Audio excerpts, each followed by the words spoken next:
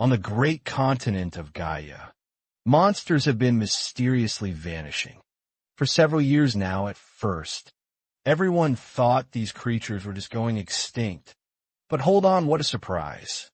They were actually being whisked away to another dimension entirely. This incredible twist is precisely what one ambitious mage had been hoping to uncover. All along, you see this mage has spent ages studying this sudden monster exodus, though he's still completely clueless as to the why and how of their interdimensional trips. Instead, his true focus shifted.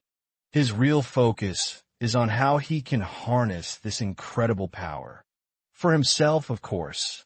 After gathering every scrap of research he could possibly find, he finally set up an intricate magic circle, deep within a perilous dungeon called the Great Labyrinth. Now, with all his painstaking work coming to fruition, he sets the coordinates, channels his powerful mana, and steps onto the magic circle, ready for the grand leap to another dimension, another world. A brilliant, blinding light flares up around him as the powerful spell takes effect, illuminating everything in a radiant, powerful aura. Then, in an instant, in a mere blink, everything goes still and confused. The mage suddenly realizes that while the air feels different, and the temperature is completely off, he's not in another dimension after all. Nope, instead he's still outside the dungeon. Or rather, the entire dungeon itself has been transported to another dimension, leaving him completely stuck in a giant hole, where the dungeon used to be. Meanwhile, in a completely different dimension, a young man stands bewildered in his attic, gaping at the massive interdimensional portal that suddenly popped up right before him. Up until a few moments ago, just seconds ago, his day was pretty ordinary, nothing special. Kong Janik had been quietly going about his work, observing the bustling college students all around him, feeling a twinge of nostalgia for the good old days when he, too, had passion and purpose. Nowadays, though, as a daring hunter, he doesn't exactly have the luxury of grand career dreams. His co-worker snaps him back to harsh reality, reminding him of their next task, that they're only halfway through their mountain of work, and there's absolutely no time for standing around. After an absolutely grueling and exhausting day, the two men finally get a moment to rest in their van. Strangely, Jinwoo is barely bundled up at all, despite the biting, chilly weather outside. It turns out one amazing perk of being a hunter, no matter how low-ranking or overlooked they might be, is an enhanced, amazing tolerance to extreme temperatures, saving him a nice chunk of change on his heating bill. Sure, hunters certainly enjoy some nifty perks, but Jinwoo is still slogging it out in miserable part-time labor jobs. Why? Because he's absolutely flat broke. And with all the big guilds monopolizing hunter gigs, there's really not much he can do about it. A local serial killer has been wreaking absolute havoc, viciously targeting hunters from top guilds.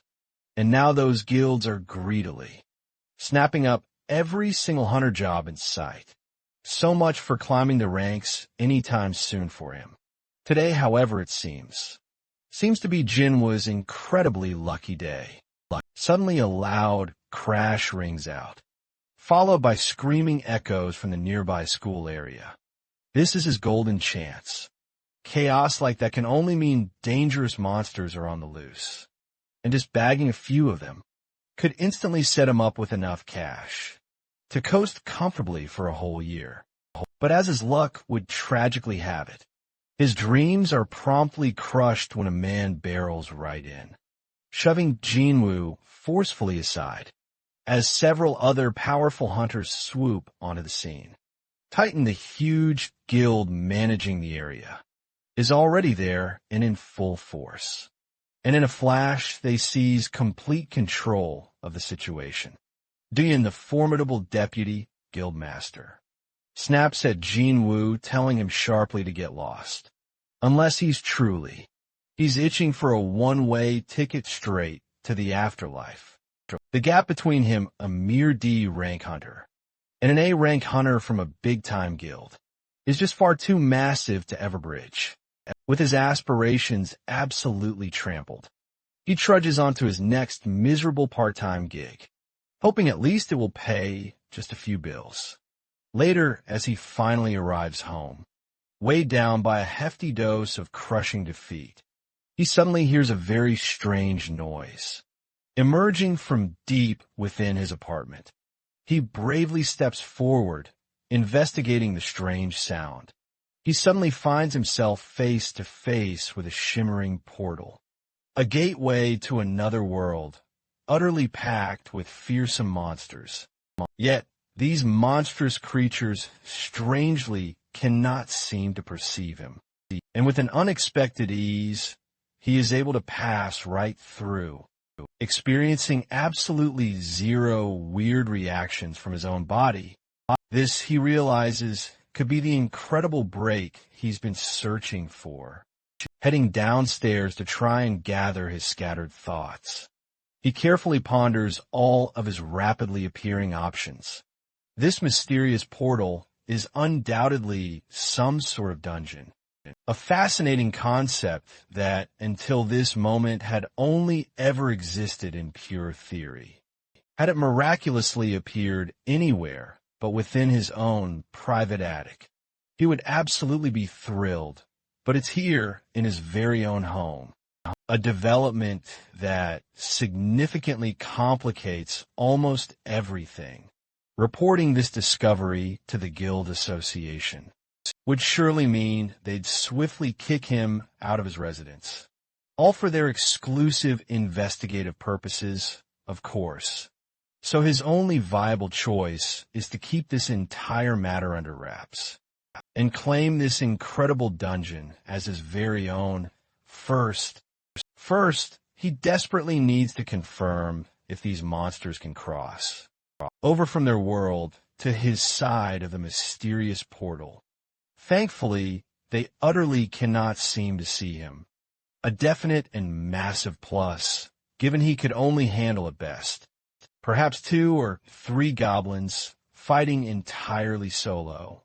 If an entire monstrous group decided to suddenly jump through, he'd be utterly toast, with absolutely nothing left to truly lose. He takes one very deep breath and bravely steps through the mysterious portal, landing instantly on the terrifying first floor of a dungeon maze. He barely has any time at all to even take in his new surroundings, before a vicious goblin suddenly rushes him from the left side. Club fiercely in hand, he barely manages a narrow dodge. He immediately scrambles back through into his safe attic, watching as the now bewildered goblin looks around, utterly confused, wildly swinging its heavy club at the completely empty air. It truly seems that way, it is confirmed. They genuinely cannot see the shimmering portal from their side at all, which also definitively means they cannot come through it either. With this vital knowledge, his gnawing fear instantly evaporates. He grabs a trusty baseball bat, hops back through the portal, and boldly charges the menacing goblin head-on, swinging the bat with every ounce of his powerful might. He catches the goblin squarely on its grotesque cheek, sending the creature absolutely flying through the air, and follows up with a decisive, piercing stab to its very chest. With his thrilling first monster hunt now proudly under his belt, he proudly raises the bloody bat high up and brings it crashing down hard on the goblin's head, ending the intense fight instantly with overwhelming power for the very first and exhilarating time in his life. He's hunted solo, with absolutely no one to share his spoils. Every single experience point It's all completely his. His level, stagnant for the past 3 agonizing years, immediately ticks up, finally progressing. And the goblin's body is now entirely his to sell, potentially worth a cool 3 million won. If he only plays his cards perfectly right. The very next day, he rushes off to a hunter's market, hoping to sell off the valuable goblin corpse. With just one swift look at the corpse, the merchant immediately recognizes our guy's a total newbie. His glaring inexperience quickly shows, has drastically lowered the goblin's market value. Still, against all odds, Jinwoo still manages to secure a little over 3 million won. Just as he'd hoped, all he needs to do at this point is simply provide the precise area where he hunted this goblin for crucial verification, but that's one piece of information Jinwoo absolutely cannot afford to reveal. If anyone ever finds out there's a dungeon right in his attic, his potential profits could vanish into thin air, faster than a goblin smashed by a baseball bat. While Jinwoo is desperately trying to figure out a way to cleverly escape his latest sticky predicament, a formidable group of hunters from the Black Dragon Guild suddenly storms into the building, like a ravenous pack of hyenas on the scent of fresh prey. Apparently, word has gotten around. Someone dared to steal a kill from their sacred territory, and they're absolutely not pleased, not at all. They immediately zero in on Jinwoo, ready for a confrontation. But the cunning merchant quickly redirects their burning wrath to an unsuspecting blonde-haired hunter who, completely oblivious to the whole brewing situation, becomes the truly unfortunate primary target. The hunters quickly close in on him, and after a quick, brutal introduction, he's left barely able to stand, utterly battered, sneaking into their valuable territory to hunt monsters without proper permission. A truly massive mistake. For all they know, he could even be the dreaded serial killer they're hunting. The poor guy is barely able to string his sentence together. They roughly drag him out of the building to continue their interrogation somewhere else. Watching the intense scene dramatically unfold, Jinwoo suddenly realizes that he could have easily been in the blonde hunter's shoes, knowing deep down there's absolutely no way he can lie his way out of explaining where he got the goblin from. Jinnik realizes selling his loot here is simply too risky, especially if he values his own life. So he must find another way to offload his hard-earned loot without dealing with any pesky goons from the big guilds. As soon as Jinnik arrives back home, he decides it is high time to level up his skills before he dares to venture back into the treacherous dungeon. He arms himself with a trusty teleportation stone for lightning fast escapes back to his cozy apartment, a monster tracking compass with a formidable 50-meter range, and, of course, his incredibly trusty baseball bat. Fully equipped and ready, he boldly steps back into the dungeon, eager for an exhilarating monster-slaying spree, with each hard-earned victory ticking up his level by 1. And true to its daunting name, the Goblin Labyrinth is absolutely packed with goblins, making it the perfect monster-filled playground for someone at his current level to tirelessly grind for experience. After a remarkably long and tiring day of hunting, his inventory is now nearly completely maxed out. He has just enough room for one more tiny goblin, hoping it will be a big one for some extra valuable cash. The trusty compass suddenly pings, showing a goblin quickly approaching his exact location. Perfect. All he needs to do now is hide and launch a swift surprise attack. Jinnik quickly positions himself strategically around a corner, patiently waits for the absolute perfect moment, and with all his might, swings his powerful bat, right into the unsuspecting face of a remarkably short man.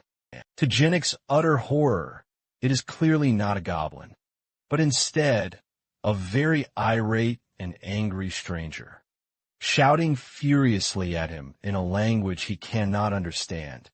Jinnick hurriedly bows in deep apology, which seems to calm the angry man down just enough. The stranger pulls two gleaming necklaces from his bag, hands one to Jinnick, and as soon as Jinnick puts it on, he can suddenly and clearly understand every furious word the angry man is now saying.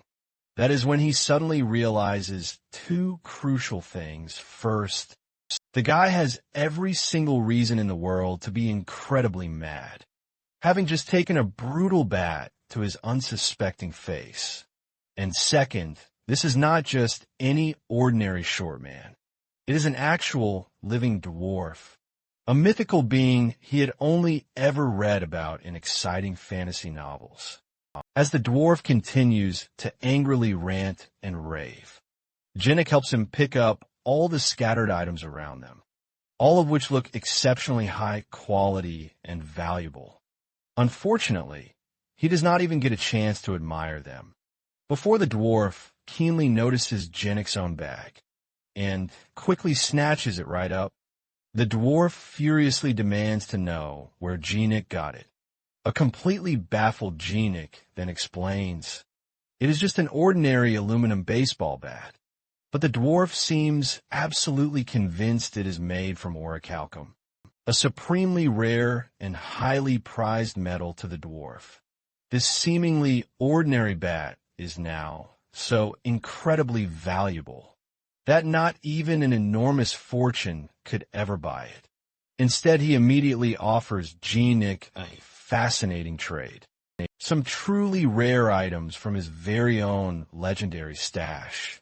In exchange for the bat, and seeing no reason to refuse, Jinnick eagerly follows the dwarf back to his chaotic workshop, watching closely as the dwarf then takes the bat deeper into his intricate maze of strange tools and countless treasures. As Jinnick glances around the workshop, his curious eyes fall on the numerous powerful weapons laid out.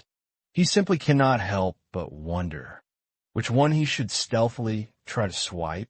But the dwarf suddenly returns before he can even make up his mind. In his hands, Jinnick's newly upgraded baseball bat.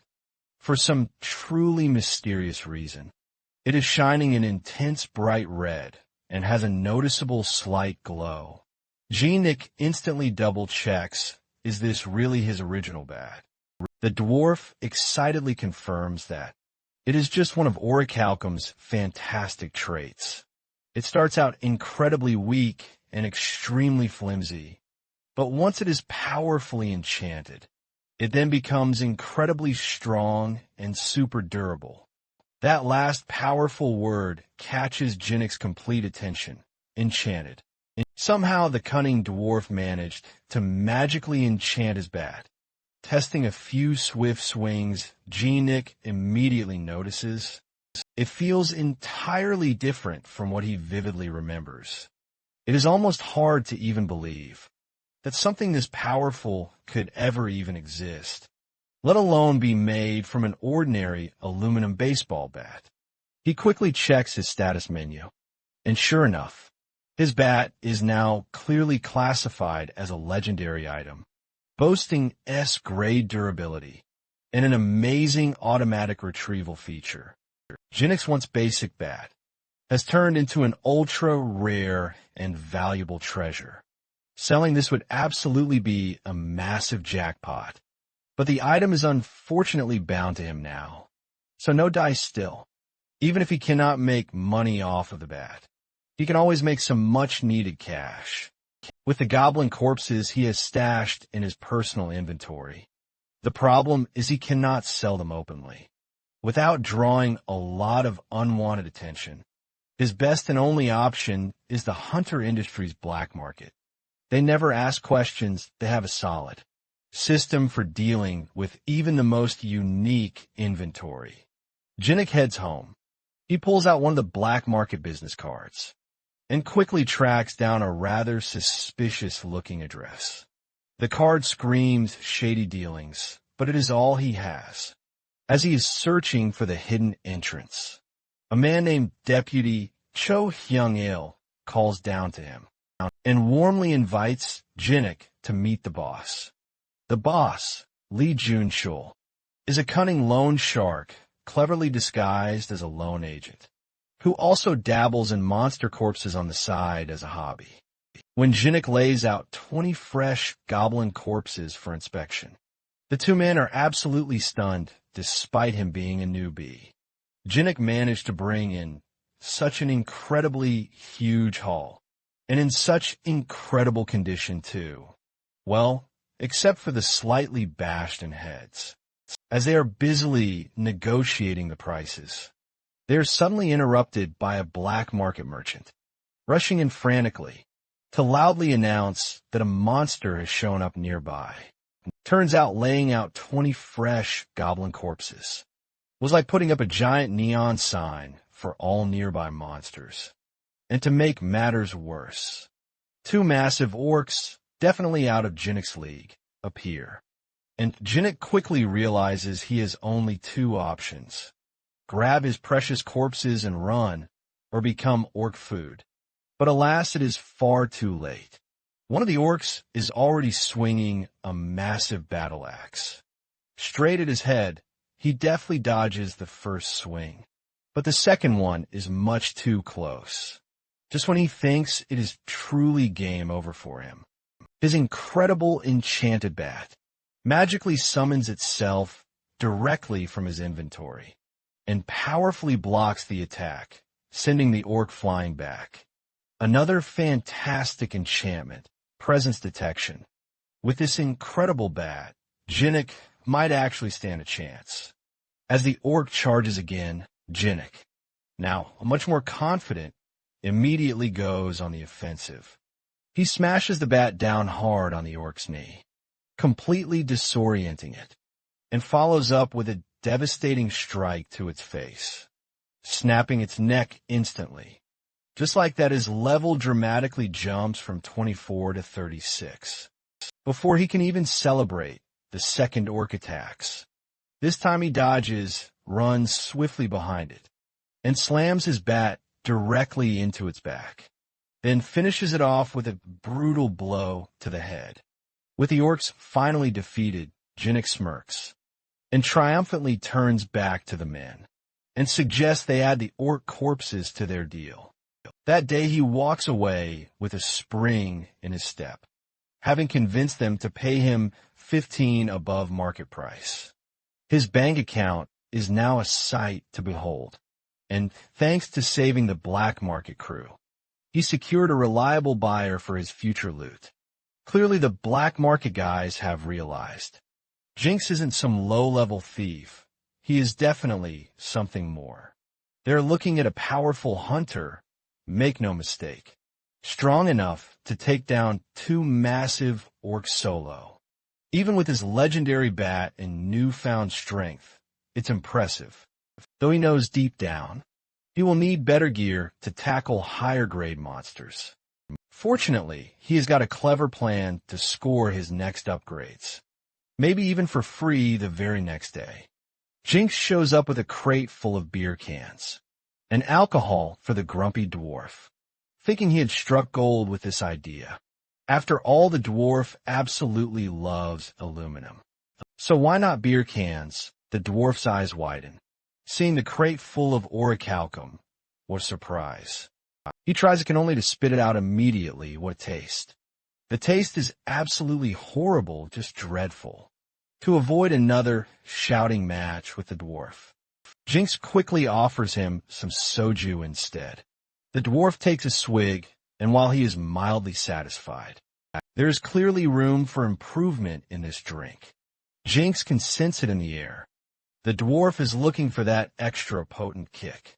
Taking advantage of this golden moment, the dwarf gives Jinx a new quest. Mine some mithril, or what does mithril have to do with alcohol? Who knows? Who knows, but Jinx truly wants free gear. So he dives deeper into the labyrinth, emerging at a large forest clearing on the second floor. A menu pops up right before his eyes, telling him he can record this location as a warp point. Jinx has no idea what a warp point is, but he accepts anyway, creating a portal to travel between floors. How convenient. He ventures further, reaching the second floor. Ominously called Dogs and Skeletons, what a name. Immediately monster dogs leap at him, ready to attack. Compared to the orcs he fought before, these are easy. These are nothing more than free XP, a quick boost. He swings his bat with abandon, a true powerhouse, wiping out 25 of them and collecting their corpses. That haul alone should net him a solid 200 million won. Tempting as the money is, it's a huge sum. He has to stay focused on his mission, no distractions. Genik delves deeper, mining that mithril or... Suddenly, menacing skeletons begin to appear. Since these bone-chilling skeletons cannot be sold for profit, they must be completely destroyed by smashing their core. Genik immediately realizes why the cunning dwarf sent him here, instead of bothering to go himself. These relentless skeletons are an absolute, crushing pain to deal with, but they surprisingly boost his level to 100, unlocking a brand new class. Genik, expecting a powerful berserker or warrior class, after all the intense fighting he has done, is utterly shocked to discover he has been designated a cleric. After swiftly dispatching the last of the skeletons, he finally collects all the precious mithril ore. The dwarf, who gravely doubted Genik would make it back alive, now seems incredibly impressed, and as a reward, he offers to forge anything Genik desires. Already armed with his legendary enchanted bat, Genik requests some lightweight armor that can still completely withstand even the heaviest hits. The dwarf quickly gets to work, and Genik heads home for a well-deserved nap. A few short hours later, he returns to find the dwarf ready with an astonishing new piece. Incredible mithril chainmail, designed to fit snugly under his shirt and hoodie, making it the perfect hidden armor. To truly demonstrate its power, the dwarf smacks Genik square in the chest with a heavy hammer, an attack that would have normally broken a rib or two instantly. But Genik barely feels a thing. With this new armor and his enchanted bat, his combat skills have absolutely skyrocketed. Indeed, meeting this enigmatic dwarf was definitely the lucky break he had been waiting for. But the dwarf is not finished yet. He hands Genik a massive barrel of soju, made from the very mithril or Genik brought back.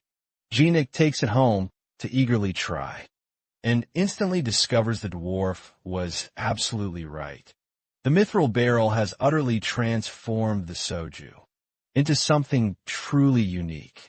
With this incredible liquor in hand, he contacts the black market dealer once again, offering not only valuable cobalt corpses, but now also premium quality liquor.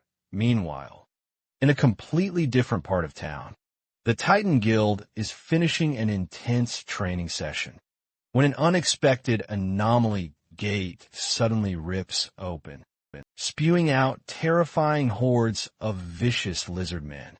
The deputy guild master Andon, stubbornly refusing to call for vital backup, forcing his team to desperately hold the line solo. Genik, however, is thankfully having a vastly better day. His powerful cleric class is now officially registered, and he's been promoted from D rank to C rank. Given that skilled clerics are incredibly rare and highly sought after by all the top guilds, he's thrilled by all the incredible new opportunities.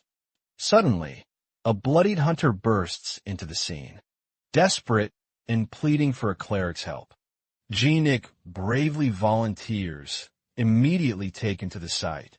where mighty Titan guild members are locked in a fierce battle, with hordes of vicious lizard men instructed to stay in the back and heal as many people as humanly possible. Genik yearns to jump into the heart of the action, but the guild member assures him that pure healing is all he needs to do, and he'll be handsomely rewarded once the fight is concluded. The sheer presence of a dedicated healer is enough to keep the guild members fiercely fighting. But the relentless waves of lizard men just keep coming. One of the other clerics suggests calling a powerful support guild for immediate backup, as the battle's odds are starting to look incredibly grim.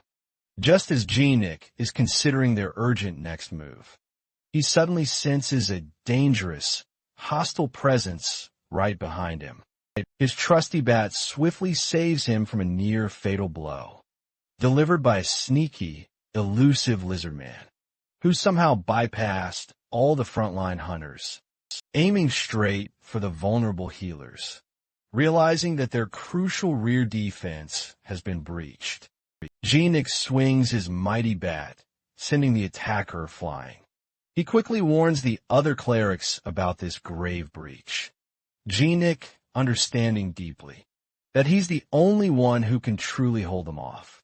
These devious monsters must have used a powerful concealment technique to slip through, planning to ambush the crucial healers from behind. Genik quickly instructs the clerics to focus entirely on healing, and bravely leave the aggressive lizard men to him.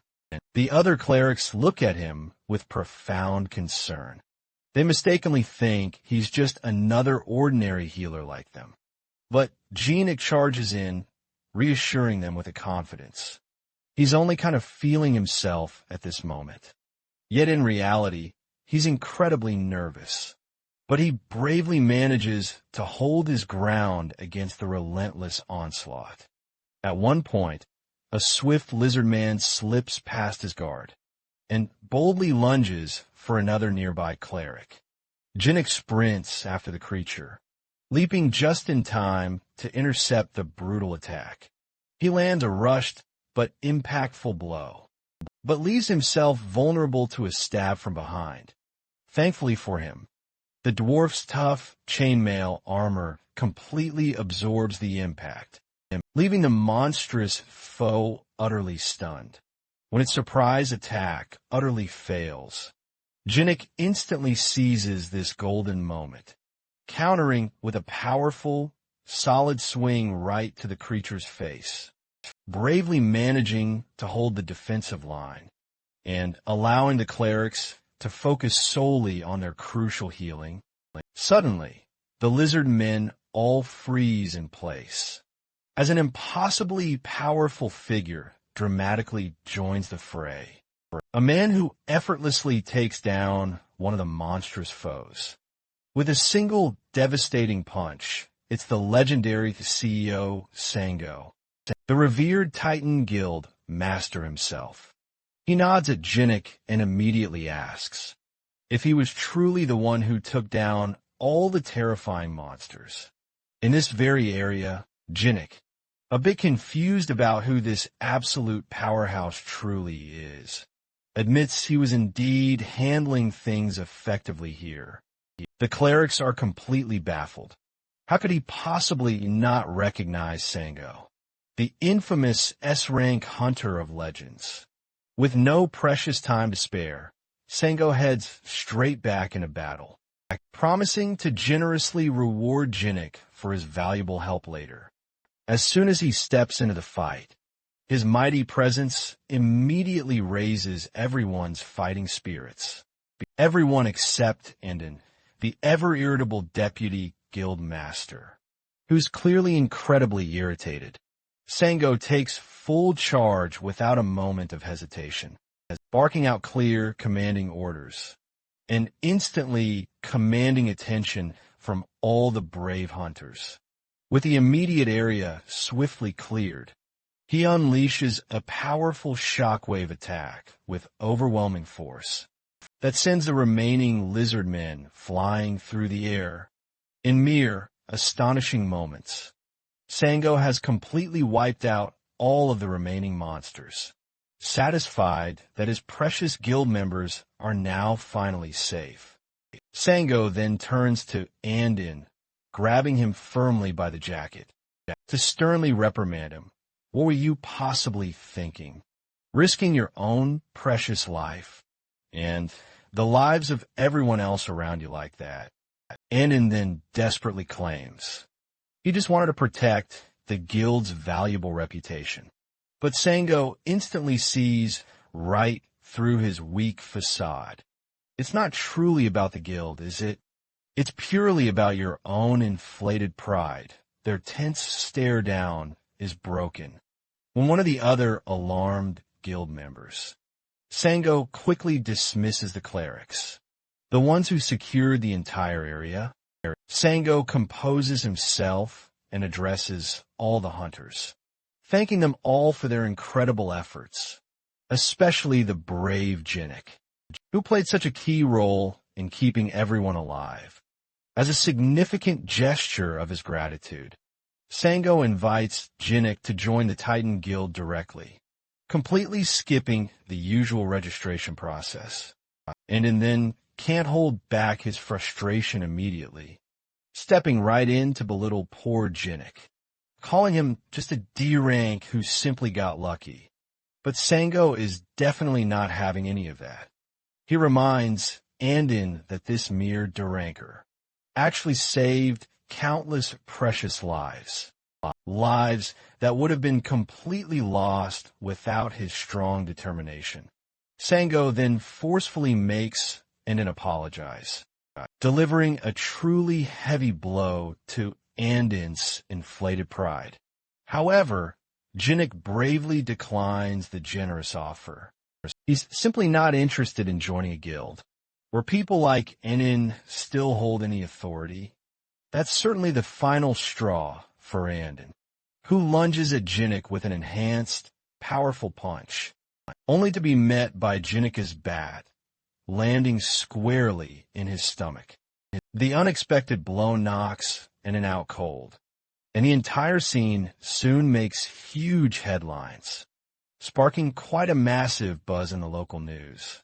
The very next day, the higher-ups of the Titan Guild are absolutely seething over what happened to Andin. Not only was he publicly embarrassed by a mere C rank, but he was also formally demoted from his high position as the deputy guild master of their guild. They demand that this C rank show up before them to explain himself in person. However, Sango, the powerful guild master, isn't having any of it. He calmly points out that Andin not only put multiple valuable guild members at risk, all for the sake of his foolish pride, but also brazenly attempted to attack someone who had fought bravely for their guild. That's certainly more than enough reason for a clear demotion, at least in Sango's discerning eyes. This sharp comment effectively shuts the gathered crowd down, leaving them all with absolutely nothing to say. Sango then sends them on their way, but his mind still lingers. His thoughts wander back to that extraordinary C rank, the one he witnessed just the other day, before he grows even stronger still. He absolutely has to convince Jinnik to join his guild, no matter the cost. Jinnik is currently lounging quite lazily in his spacious apartment. He's sipping on a refreshing drink, leisurely reviewing all his recent expenses. Given he'd earned an immense fortune from his latest hunting spree, he had certainly splurged far more than he usually would have. His spending had now skyrocketed to an utterly absurd new high.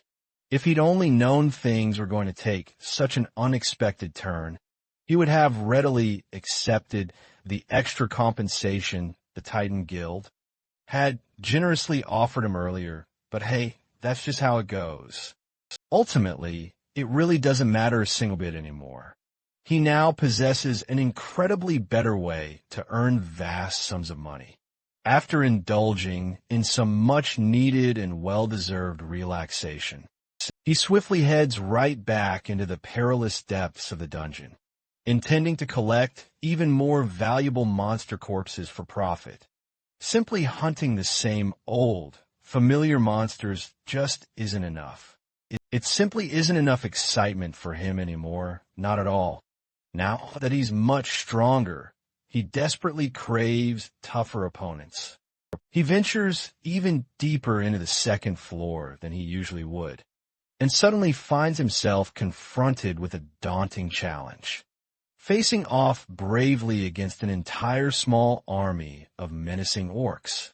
One cunning orc attempts to sneak up stealthily from right behind him, but he deftly sidesteps the attack, instantly retaliating with precision, completely defeating the brutish orc in a single, powerful instant, as several more monstrous orcs relentlessly swarm all around him.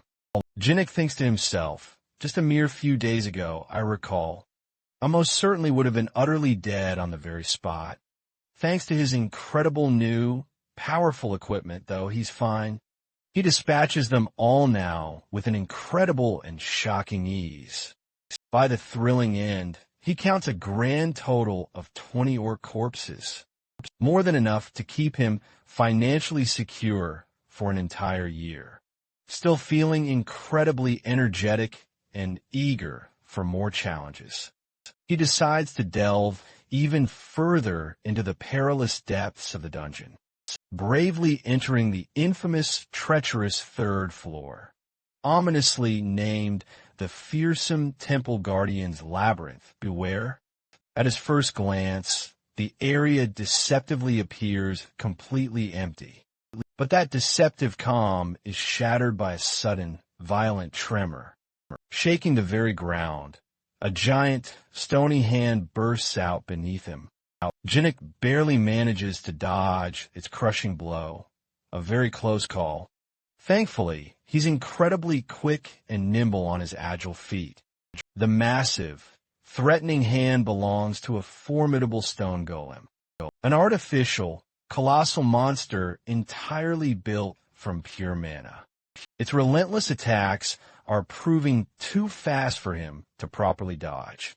And even when he successfully blocks them with all his might, the sheer brute force sends him violently staggering further back, with precious few viable options urgently left for him to choose. He quickly realizes that this golem is incredibly, fiercely strong, but it crucially lacks something vital, something essential, the true intelligence to wield that immense strength effectively at all. Taking swift advantage of this, Jinnick lands a precise blow on its head, completely shattering it into countless tiny, broken pieces. But wait, the golem starts to reform. Oh, that's right. Golems can only be defeated by breaking their core. Jinnick exclaims, remembering a crucial detail.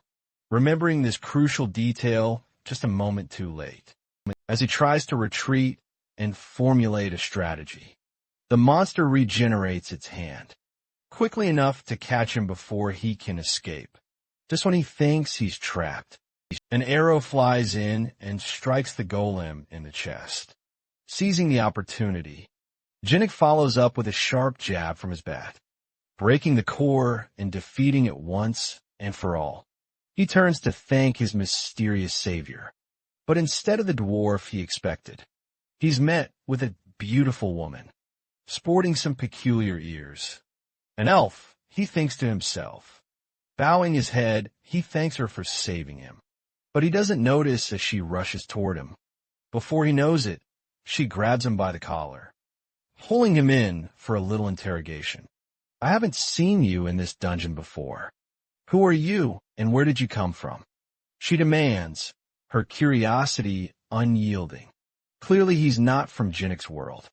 His outfit looks entirely unfamiliar. As he struggles to escape her grip, she bombards him with questions. Eventually, she lets him go, after he mentions that he entered the dungeon today. That means you know where the entrance is, she exclaims excitedly, shoving him to the ground before dropping her bow. Finally, I found a way out of this dungeon. Jinnik stands up, demanding to know what's going on, with her sudden aggression, but the elf ignores him, insisting that he take her to the exit, not impressed by her boldness. He rolls his eyes, but thinks she is really pretty, though I guess I can let it slide for now. If you guide me out of the dungeon, I'll compensate you handsomely.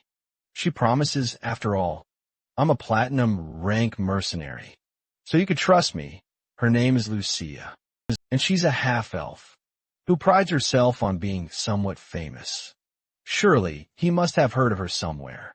But Jinnik has absolutely no clue what she is talking about when she confidently insists she is a platinum rank mercenary and flashes her unique badge right at him. He has truly never seen or even heard of such a thing. Did you perhaps come from some remote rural area? How can you not possibly know what this special badge is? She exclaims loudly, pure confusion etched right across her face. I am actually from Seoul, the heart of Korea. He replies calmly, and her entire expression immediately shifts to one of utter bewilderment. Then she pauses. Wait. What? Seoul? Korea? That cannot be possible. Lucia suddenly realizes that the eccentric mage might have actually succeeded in his wild dimension hopping. Powerful spell of transportation. A powerful mage from my dimension cast a unique spell on this dungeon that actually caused it to suddenly hop over into yours. She explains with a very serious tone. That sounds completely impossible and utterly unbelievable to Jinnik. But it strangely seems that this is exactly what happened, however, since it was indeed a true dimensional shift.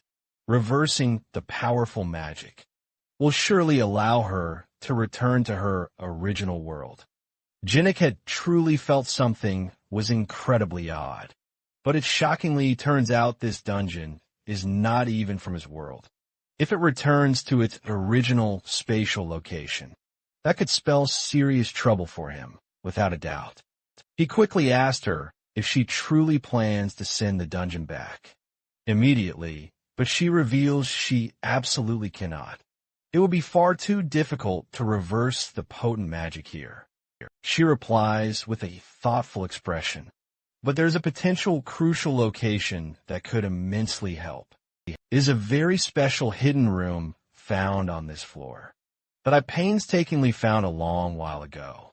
While desperately searching for an escape route, an exit, she eagerly asks for his help in reaching the hidden room and confidently promises to greatly reward him for his assistance.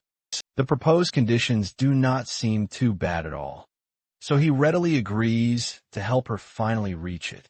As they continue their journey, they bravely fight off a few vicious orcs. And Jinnik, ever observant, quickly notices something truly significant, that she is actually a lot stronger than he initially ever thought. That incredible arrow she fired earlier on, no joke, fighting against her here would definitely be a huge disadvantage for him, a serious risk.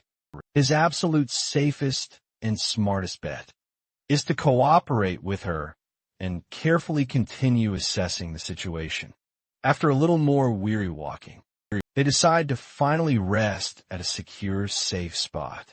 Jinnik had thoughtfully packed some delicious chocolates in his pockets for any emergencies, and he quickly hands one over to her. She instantly loves it, immediately demanding even more. After devouring his entire stash, every single piece, she desperately asked for more, but unfortunately, that was the very last one available. But she seems satisfied enough to continue their journey. At least for now, but soon enough, eventually, they finally reach a massive, imposing room, which houses the formidable boss of the dungeon. Lucia believes there's a strong chance that the mage's spell could be hidden within that very room to investigate. They will absolutely need to take down this mighty boss. She assures him he won't have to do too much, honestly. All he really needs to do is simply help her finish it off. Once she takes it down successfully, they can then open the door. The very moment they step inside, the monster unleashes an absolutely furious roar before launching its devastating attack. Lucia powerfully charges up her arrow and aims it directly at the boss's massive chest. "Watch me closely," she exclaims with fierce determination, like some incredible superhero ready for battle. Then she brilliantly uses a special technique called Aura to drastically increase the impact of her powerful attack. She fires the arrow, and it slams into the boss head-on, instantly knocking it flat onto its back with a thud. Just a single one of her incredible attacks was astonishingly enough to bring down that massive armor monster. Talk about an impressive show-off. Now Jean Hook must quickly finish the job before the formidable creature has a chance to get back up, just like with all of those pesky golems. He absolutely has to aim directly for its core. He boldly jumps onto the massive fallen creature's chest, and then powerfully bashes his trusty bat, right where he believes the vulnerable core should be. One solitary hit does not seem to be nearly enough to bring it down. And suddenly, a huge, menacing fist rushes at him from the side. He narrowly blocks it using one of his amazing cleric skills. The Holy Shield, truly like a seasoned pro. Then, using all of his powerful momentum, he pushes himself right back onto its chest with force. If a single hit is simply not enough, then he will just keep relentlessly bashing it until it completely stops moving. Eventually, he triumphantly manages to bust the core wide open, and the monstrous creature is finally and utterly defeated. Level up. He is now almost reaching level 200, an amazing feat. Now that the formidable creature is definitively down for the count, he quickly returns to Lucia and eagerly asks her to teach him how to properly use Aura. But he's already channeled Aura for his shield skill.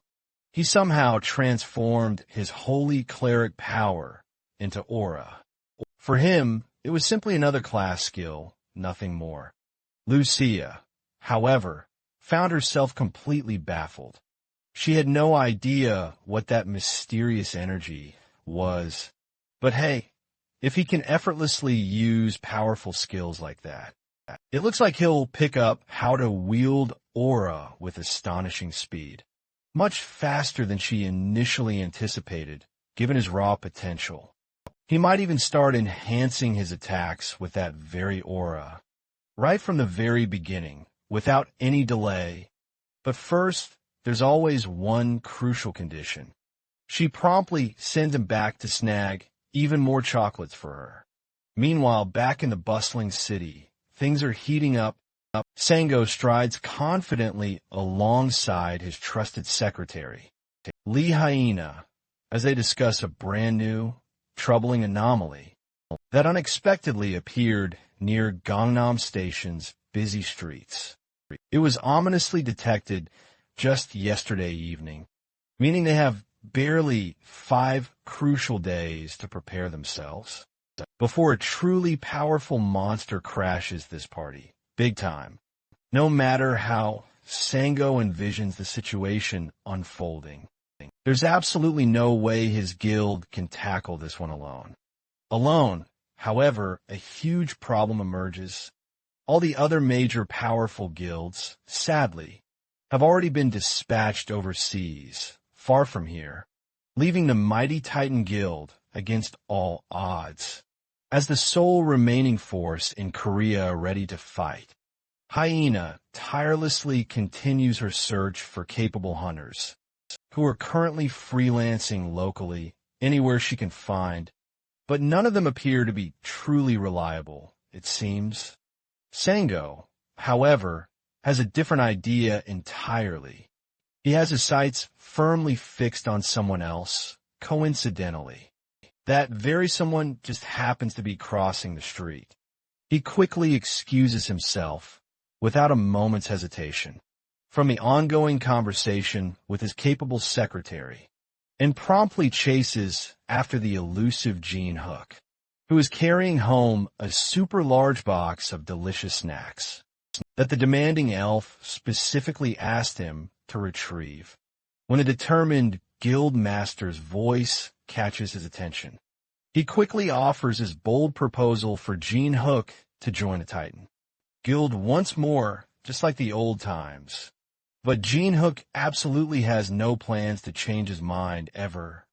In that particular case, a new offer emerges. Sango then offers Jean Hook a lucrative job as a mercenary, so he can still work for the guild's greater good, without officially being a formal part of it. That's the key. The proposed reward sounds incredibly substantial indeed, which definitely piques Jean Hook's curious interest. But he only promises to just think about it for now. Classic.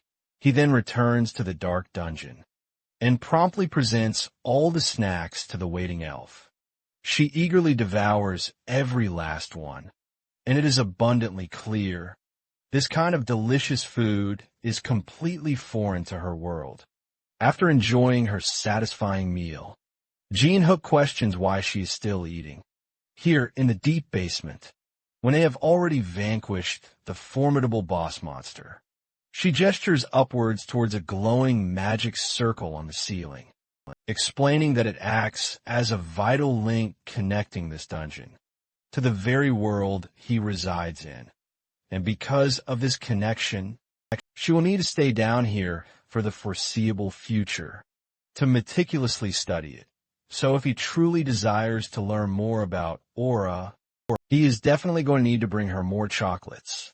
Now that she has finished her meal, she takes his hand, ready to teach him how to harness aura. First, she needs to channel her potent aura into his body, to give him a first-hand experience of its sensations. As Jean Hook feels the immense power surge and flow into him, Lucia observes an unexpected spike of energy within him. It seems he possesses far more innate talent for this than she had originally anticipated. The powerful movement of holy power coursing through his entire being is truly impressive enough that she confidently believes he will grasp all the fundamental basics.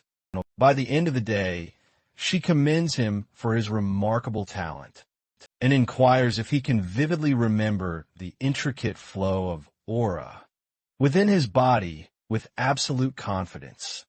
He confidently assures her that he absolutely can, and she acknowledges his words with a decisive nod. Before decisively turning to exit the dungeon, she casually mentions that she was initially supposed to thoroughly investigate the magic circle first of all, but it appears far more efficient to train him intensively on how to use aura. And the absolute best way to achieve that is through practical, hands-on experience. She then swiftly guides him to a completely different part of the dungeon, and suddenly tosses him right into a massive horde of monsters. Surprise, she seems to playfully exclaim, as he suddenly finds himself valiantly fighting an entire army of aggressive goblins and vicious kobolds, all at the very same moment. Surprisingly, he remarkably manages to hold his ground, while also efficiently collecting all of their defeated corpses. Turning to look at Lucia, he urgently asks, "Why am I suddenly battling this massive horde of monsters, when you explicitly told me I would be learning how to use aura?" She shrugs, simply stating this is precisely how you truly learn, even though I infused a small amount of mana into your body, so you could definitely feel its presence. You absolutely need to sense the rest of it on your own. Just go ahead and activate aura using your own powerful holy energy.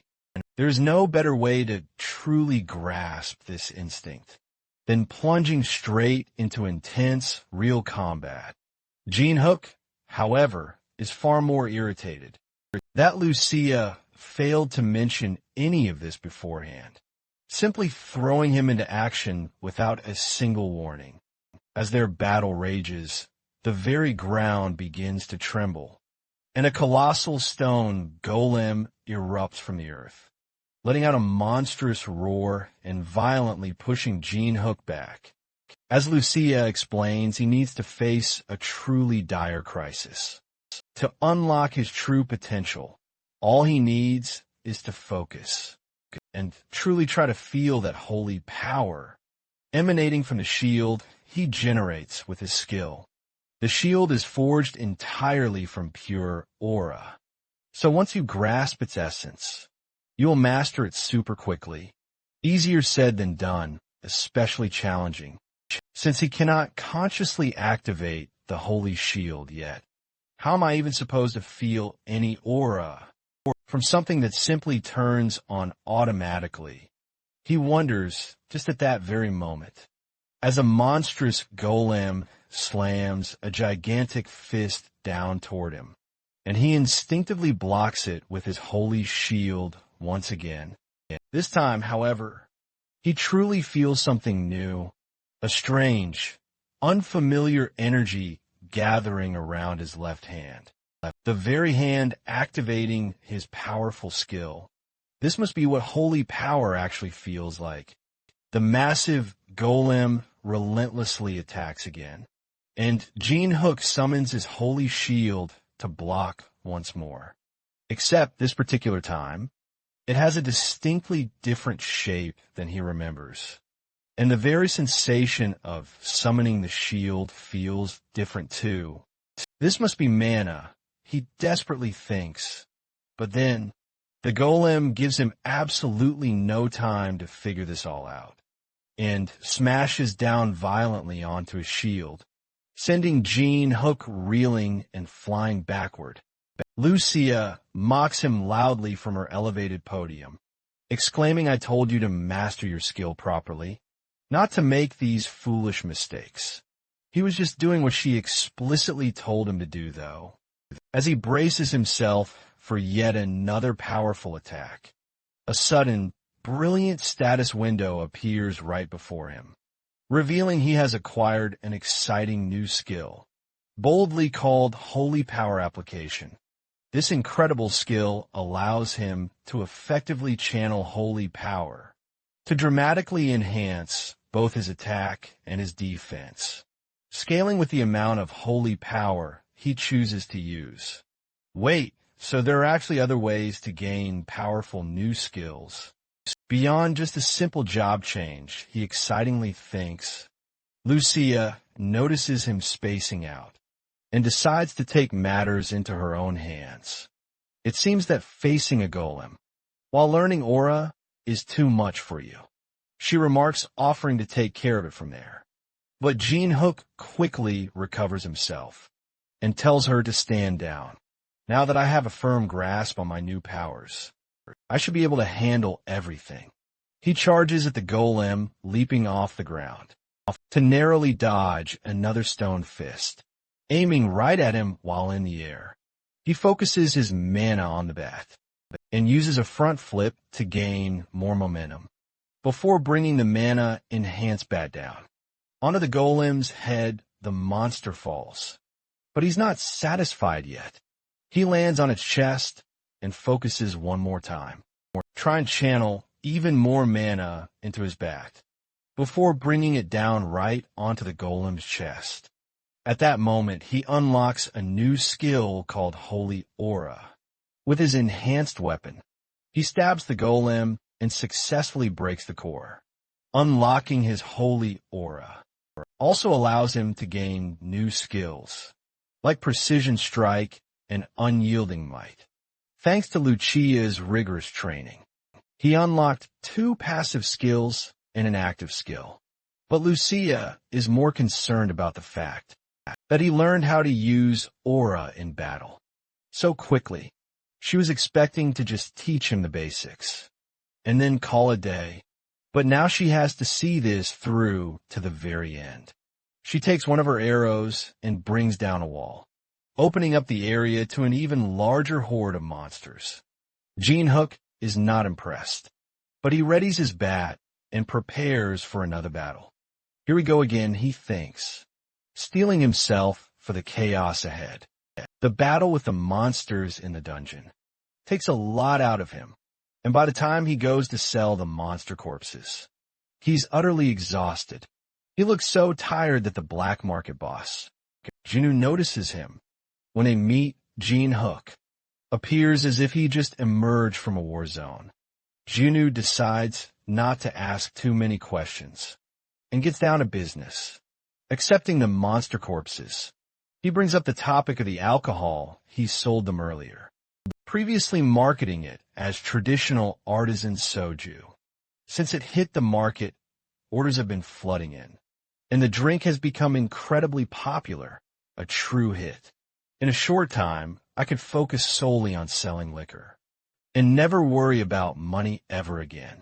Jinu muses to himself thoughtfully, with enough money to last him for the rest of his life, and a small business already successfully set up. Hook heads home to finally get some rest. His intense training with Lucia has left him immensely tired, and just seconds after collapsing into bed, he instantly passes out not long after. He's jolted awake by the blaring sound of a disaster alert. A loud automated voice booms out, urging everyone on the street to evacuate quickly and get to safety immediately. Today is indeed the day of the monster invasion, but it seems to have arrived early this month. Monster invasions usually happen randomly, without warning, but there's a certain one in particular that occurs after a set period of exactly 1 month. This invasion is pretty common, a regular occurrence, and usually Hook would seize the opportunity to catch some low-level monsters for some quick cash. This time, though, things are different. He's simply too tired to care at all. The large guilds will take care of it anyway, right? He thinks that was the initial plan, until a notification suddenly pops up on his phone, informing him that due to the urgency of the invasion, the rewards for monsters would be tripled, boosted dramatically, with triple the rewards now up for grabs. Hook can't ignore the invasion anymore, not now. He steps out onto the street, ready for action, to see if he can take some monsters down and really cash in. Meanwhile, security officials guide people swiftly and try to clear the streets with urgency, while the Titan Guild battles relentless hordes of monsters, running wildly through the city. The security line is already breaking, crumbling fast, due to the sheer number of monsters trying to push through. And what's worse, Sango is running out of stamina to keep up the relentless fight. No matter how many he takes down, bravely, more just keep popping up, an endless tide. The guild members are already pushed to their absolute limits. And even though it looks like they have the upper hand, things aren't looking too promising for them. The guild secretary watches the intense battle, her heart pounding with worry, from the relative safety of the sidelines. Even though on the surface things seem to be going smoothly, all thanks to the incredible strength of the guild master. She can clearly see they are getting incredibly stretched thin. If only they had just one more truly powerful hunter to decisively turn the tide. Her mind begins to wander to a formidable man the guild master had found very promising. Not too long ago, in fact. She grabs her phone and quickly dials Hook. He is right in the middle of an intense fight with some goblins. When he finally picks up her urgent call, she offers him an incredible chance to fight alongside the mighty Titan Guild, promising incredibly hefty compensation in glorious return. He boldly asks for an astounding 5 times the normal compensation, and she then suggests they meet at a predetermined secret place to discuss further details when they finally meet. She instead offers him a still impressive 4 times the compensation. And he, though reluctantly, eventually agrees to her terms. She then hands him a specialized tracking device that will meticulously keep track of every monster he bravely kills, so they can precisely calculate his full contribution to the guild. If you make more than just an average contribution to this crucial fight, you will get absolutely everything you're asking for. Now that he has a golden chance to truly show off his amazing abilities and get properly paid for his incredible power, he instantly takes off toward the raging fight to lend a much-needed hand. The secretary watches him leave, a flicker of hope in her eyes, wondering if he will truly live up to the high expectations that Guild Master Sango clearly has of him. He was once able to take down an N-ranked monster by pure sheer luck, but his true combat skills are still quite uncertain. He powerfully arrives on the chaotic battlefield and immediately targets a massive, rampaging ogre, shocking the entire crowd in just one incredibly quick strike. He swiftly manages to kill it, leading everyone else present to believe he must be at least an incredibly powerful A-rank hunter. An A-rank is certainly close, he confidently thinks, but I simply have to be much stronger than an A-rank with my current impressive abilities. He takes a brief moment to drink a mana potion to quickly recharge. Thanks to Lucia's incredibly intense training regime, he has already reached an astonishing level 200. Normally, he definitely wouldn't be able to face an ogre, but as long as his precious mana doesn't completely run out, he should be able to easily keep up with even an S-rank hunter. Right now, he possesses over 1,500 precious mana potions, which can only mean one thing. All the terrifying monsters around him are just pure money makers. Meanwhile, somewhere else, an important event is unfolding.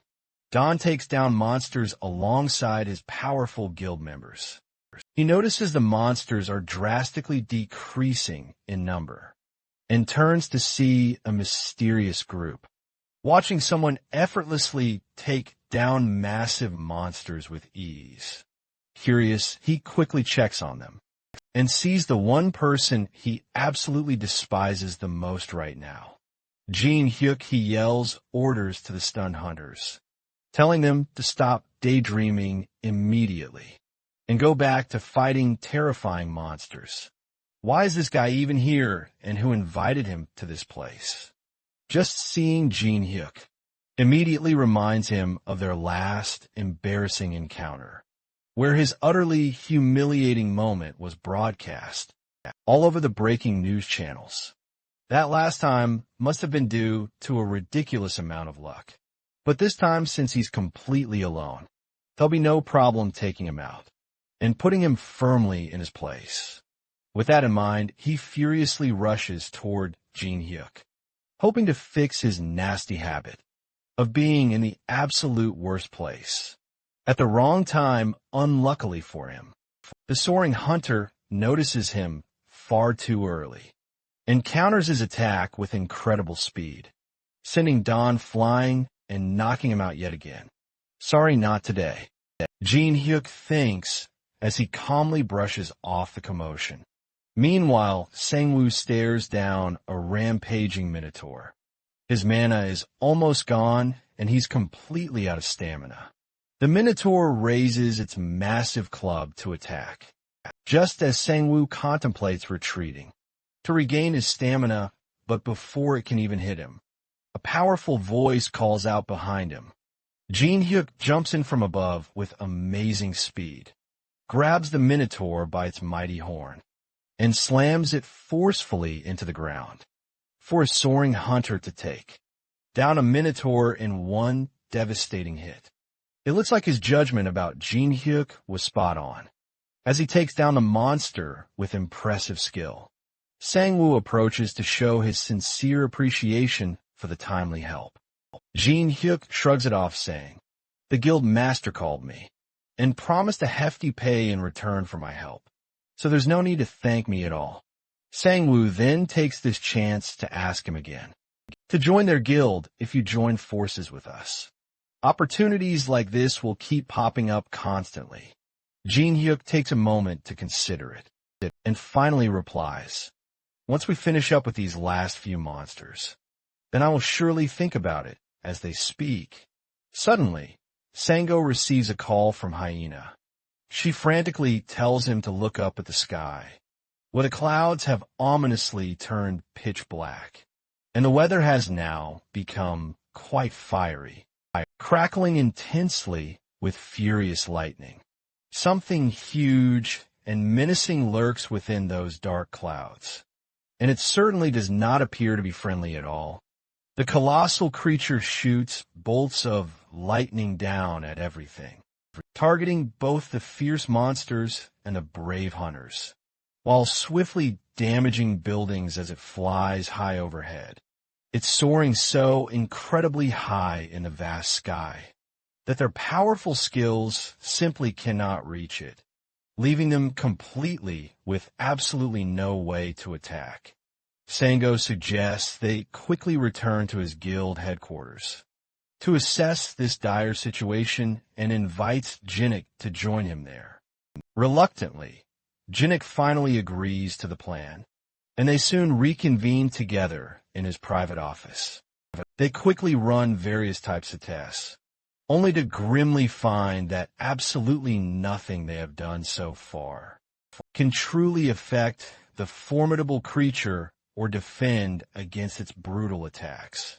Every single attempt to stop it has been completely nullified or utterly destroyed with devastating force. They realize they urgently need something with truly immense firepower, capable of incredible long-range destruction. Lucia immediately, thrillingly comes to mind, and Sango recognizes with a sudden flash of insight that there may indeed be a way to bring that monster down. After all that, as Jinnik quickly leaves to fetch Lucia, the powerful executives of the Titan Guild gather quickly to discuss, in hushed tones, Sango's apparent favoritism towards the impressive C-ranker. The other concerned guild members brainstorm tirelessly for alternative methods to defeat this monster, without having to rely so heavily on Jinnik. But they soon find themselves with absolutely no other choice. All other strategies are guaranteed to utterly fail, leaving them now with only one difficult option: to trust the one hunter who actually has a clear plan. They briefly consider calling in the renowned Gyusha Guild, a massive group filled with A-rank and even higher mages. But no, they simply do not care about tragic casualties. Inviting them would likely lead to far too many senseless deaths. The tense room falls completely silent as they somberly acknowledge their tragically limited options. Meanwhile, Jinnik triumphantly emerges from the portal with Lucia, thanking her profusely for agreeing to lend her invaluable help, and promising her as many delicious sweet treats as her heart desires, in grand return for her amazing assistance. They swiftly ascend to the very pinnacle of the Titan Guild headquarters, where Jinnik reveals the monstrous creature to her, terrorizing their city, and he inquires if she is capable of taking it down. And she confidently assures him with an undeniable certainty that she can. This colossal monster is truly enormous in size, so massive she could effortlessly strike it even with her eyes completely closed. It registers as a formidable level 300 creature, the absolute highest level ever astonishingly recorded, and she confidently declares she can utterly eliminate it. But first she will require a bit of crucial assistance. The building's rooftop simply cannot withstand the immense force of her power. So she requests Genik to quickly prepare a protective shield to absorb the majority of the impending colossal impact, not wishing to witness multiple towering buildings destroyed. Genik then promptly calls the esteemed guild leader to inquire about the potential extensive damage. Once they successfully take down this monstrous creature, Sango instructs him not to worry about any collateral damage and to focus solely on courageously bringing the creature down. With that matter settled, Genik quickly prepares a shield, while Lukia powerfully charges 2 arrows to strike the formidable beast. She aims with incredible precision and then releases the mighty arrows, creating a massive shockwave that forcefully pushes Genik far back. Even with the protective shield, the 2 powerful shots soar through the vast sky and land an absolutely direct hit upon a monstrous target, obliterating fully half of its massive body from the sheer impact. The Titan Guild members watch in sheer awe from the ground below, amazed that Genik somehow managed to pull off such a feat so incredibly effortlessly. Hunter Genik Kong truly continues to amaze and impress. The intense whiplash from Lukia's devastating attack leaves distinctive smoking trails across the building's helipad. While it certainly was not the time to hold back any power, this level of force was rather excessive. Lukia, on the other hand, is disappointed that a monster turned out to be so weak, attributing her ease in defeating it solely to her immense strength and power regardless. The job is now done, and it is time for her to head back. She hands Genik a precise tracker that monitors his earned points, showing a truly staggering total of 240 impressive points. Before making her departure, she warns him not to place too much blind trust in others, especially when significant sums of money are genuinely at stake. People's minds tend to cloud over tragically with greed. She wisely advises him to always be wary, as she has personally learned from her many dangerous adventures. Genik assures her he will certainly be perfectly fine and will handle anything that appears to be genuinely off. They part ways, and he heads down to the bustling street below, where he's met by Sango and his capable secretary. They catch up with him and ask how he managed to take down such a formidable monster entirely alone. Genik politely declines to share his secrets, calling it a secret which offends one of the executives, and doesn't believe a mere C-ranker could defeat such a giant beast. However, Genik confidently shows them his monster tracker, displaying a substantial number of points he accumulated, proving he indeed took it down completely. Sango quickly stops the executive right there and profusely apologizes to Genik for the outburst. The executive watches on with simmering anger, feeling Sango favors a C-ranker over his own guild members. He decides it's definitively time for a big change, as Sango is hindering the guild's glorious future. He pulls out his phone and dials an unknown number. By the very next day, rumors spread throughout the city that an ordinary C-ranker defeated the giant monster. Members of the Titan Guild are quite skeptical, but verifying the information isn't too difficult. Word also widely circulates that the guild master personally offered Genik direct entry into the Titan Guild, which he boldly turned down. He must be confident in his skills to reject such a significant offer from Sango himself. The rumors even reached the powerful Auron Guild, who learned that Indoan has been hospitalized after the terrifying monster invasion. a hunter known for his impressive skills. It is soon revealed he was defeated by the rumored C-rank hunter. If this is true, the rumors hold some significant weight. The Auron Guild scouts decide to meet with Jinnik to personally verify this crucial information, as he might have unlocked a truly hidden class, which is exceptionally rare for seasoned hunters. If that is indeed the case, they absolutely need to recruit him into their guild before another rival guild takes him, or they might just eliminate him. Meanwhile, Jinnik sleeps soundly and deeply after the grueling battle, having completely exhausted all of his precious stamina. He promptly passes out as soon as he gets the chance, and wakes up a full 2 days later, finally realizing the true toll of his massive overexertion. He tiredly walks into his living room and finds that Lucia has created a massive, chaotic mess. With all the delicious snacks he had bought for her, she devoured everything in a mere 2 days, leaving the fridge completely bare. Her sole choice was to raid the remaining snacks, because Jinnik hadn't opened the portal for her. She simply couldn't return to the dungeon. This completely baffles Jinnik right now, as he's never had to manually open the portal before. It has always been readily accessible. He rushes to the attic to prove that the portal is definitely open for business. But this makes absolutely no sense to Lucia, since it was just empty moments ago. She tells him to step back from the doorway, then reopens it only to reveal nothing there at all.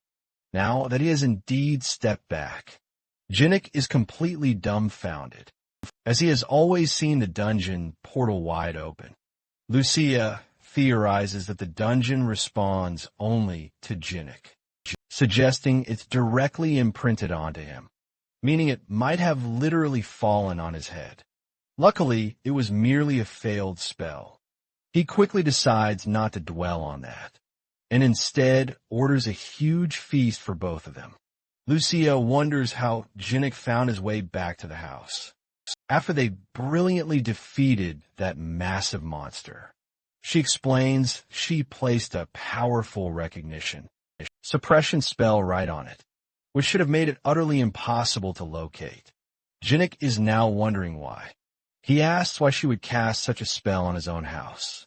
She reveals that strange individuals from a guild named Auron had been visiting while he peacefully slept, which greatly annoyed her, enough to ensure they could never, ever return. Jinnik is utterly perplexed as to why those large guilds would even be searching for him. He quickly pulls out his phone to find out what truly happened during his slumber. The very first headline he sees immediately grabs his attention.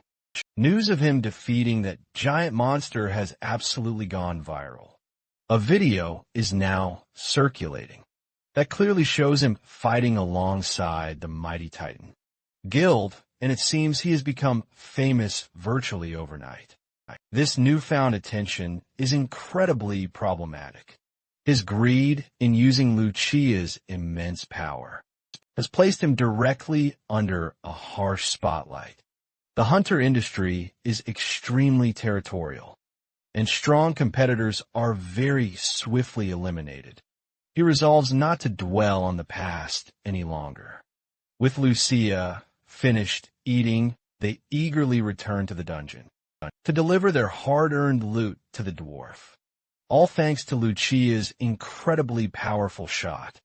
The monster's entire body is too damaged to salvage, leaving them with nothing but its mangled head. The old man is beyond frustrated with Lucia for totally overdoing it, and absolutely ruining all the valuable material.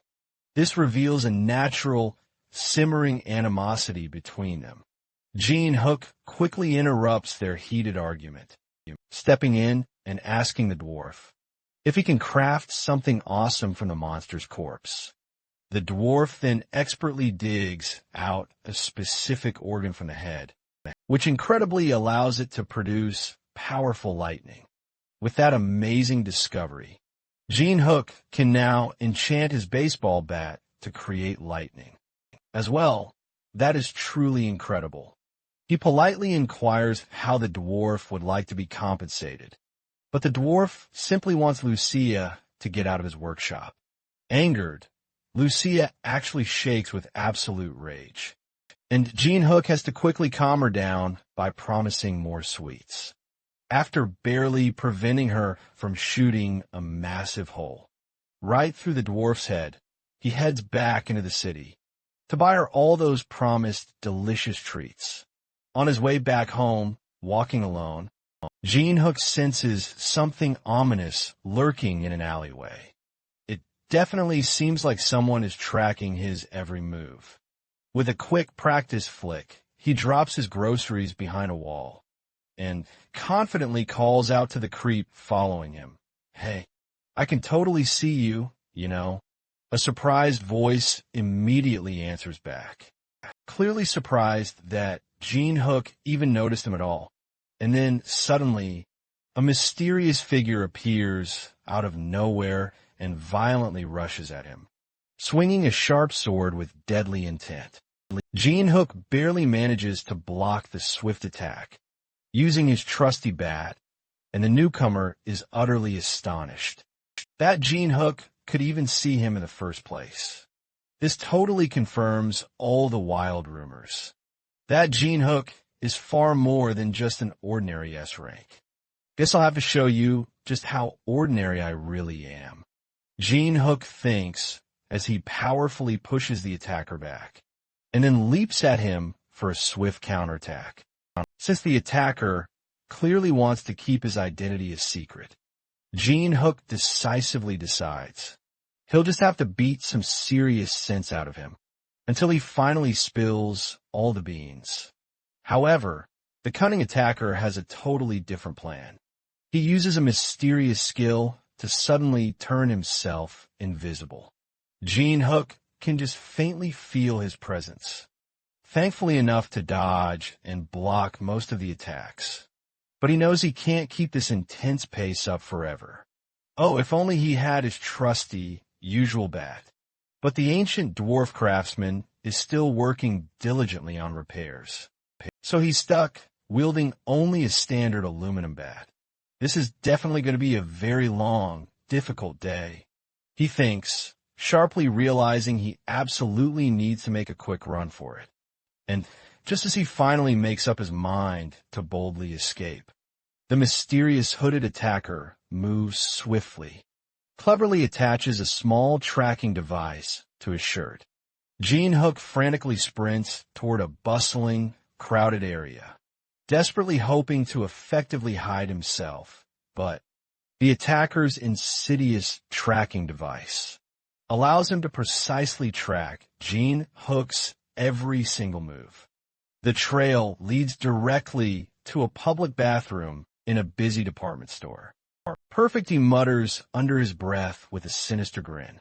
Camouflaging himself, he forcefully kicks open a stall door, completely ready to violently pounce on his unsuspecting prey. Except there's absolutely nothing in there but the tracker itself, just stuck firmly to the wall, seriously. A bathroom trap, Gene Hook instantly realizes he's been cunningly played, just as he's about to severely kick himself for foolishly falling for that. The assassin suddenly charges up a devastating, scorching fireball, aiming its destructive power straight at Gene Hook and a poor innocent kid who just wanted to use the toilet, with absolutely no time to spare whatsoever. Gene Hook heroically throws up a powerful shield to protect them both. The assassin cunningly uses the thick smoke as perfect cover to escape. Great, a powerful fireball attack, and now a complete runaway situation. He thinks to himself, utterly exasperated, shaking his head in disbelief as he desperately tries to catch his breath.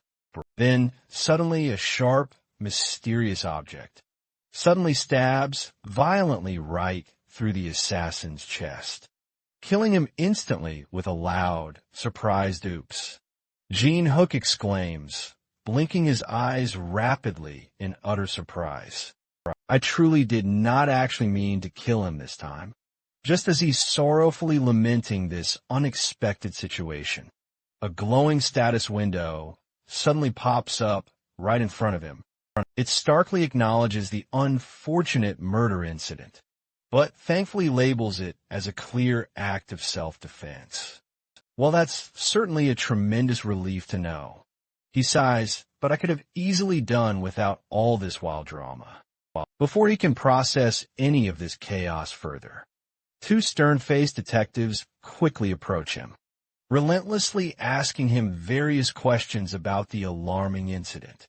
He tries his absolute best to fully cooperate with them, explaining how he was simply minding his own peaceful business when pure chaos suddenly erupted all around him, luckily, since he didn't receive the villain trait from the system. The detectives surprisingly don't suspect him of any foul play. They definitively confirm he was acting purely in self-defense, and graciously decide to let him go completely free, but not before strictly warning him to avoid mentioning certain words, such as murder or even self-defense, and especially the word villain. They then hand him a discreet device that will monitor his every word. Oh, fantastic, a personal babysitter, he mutters.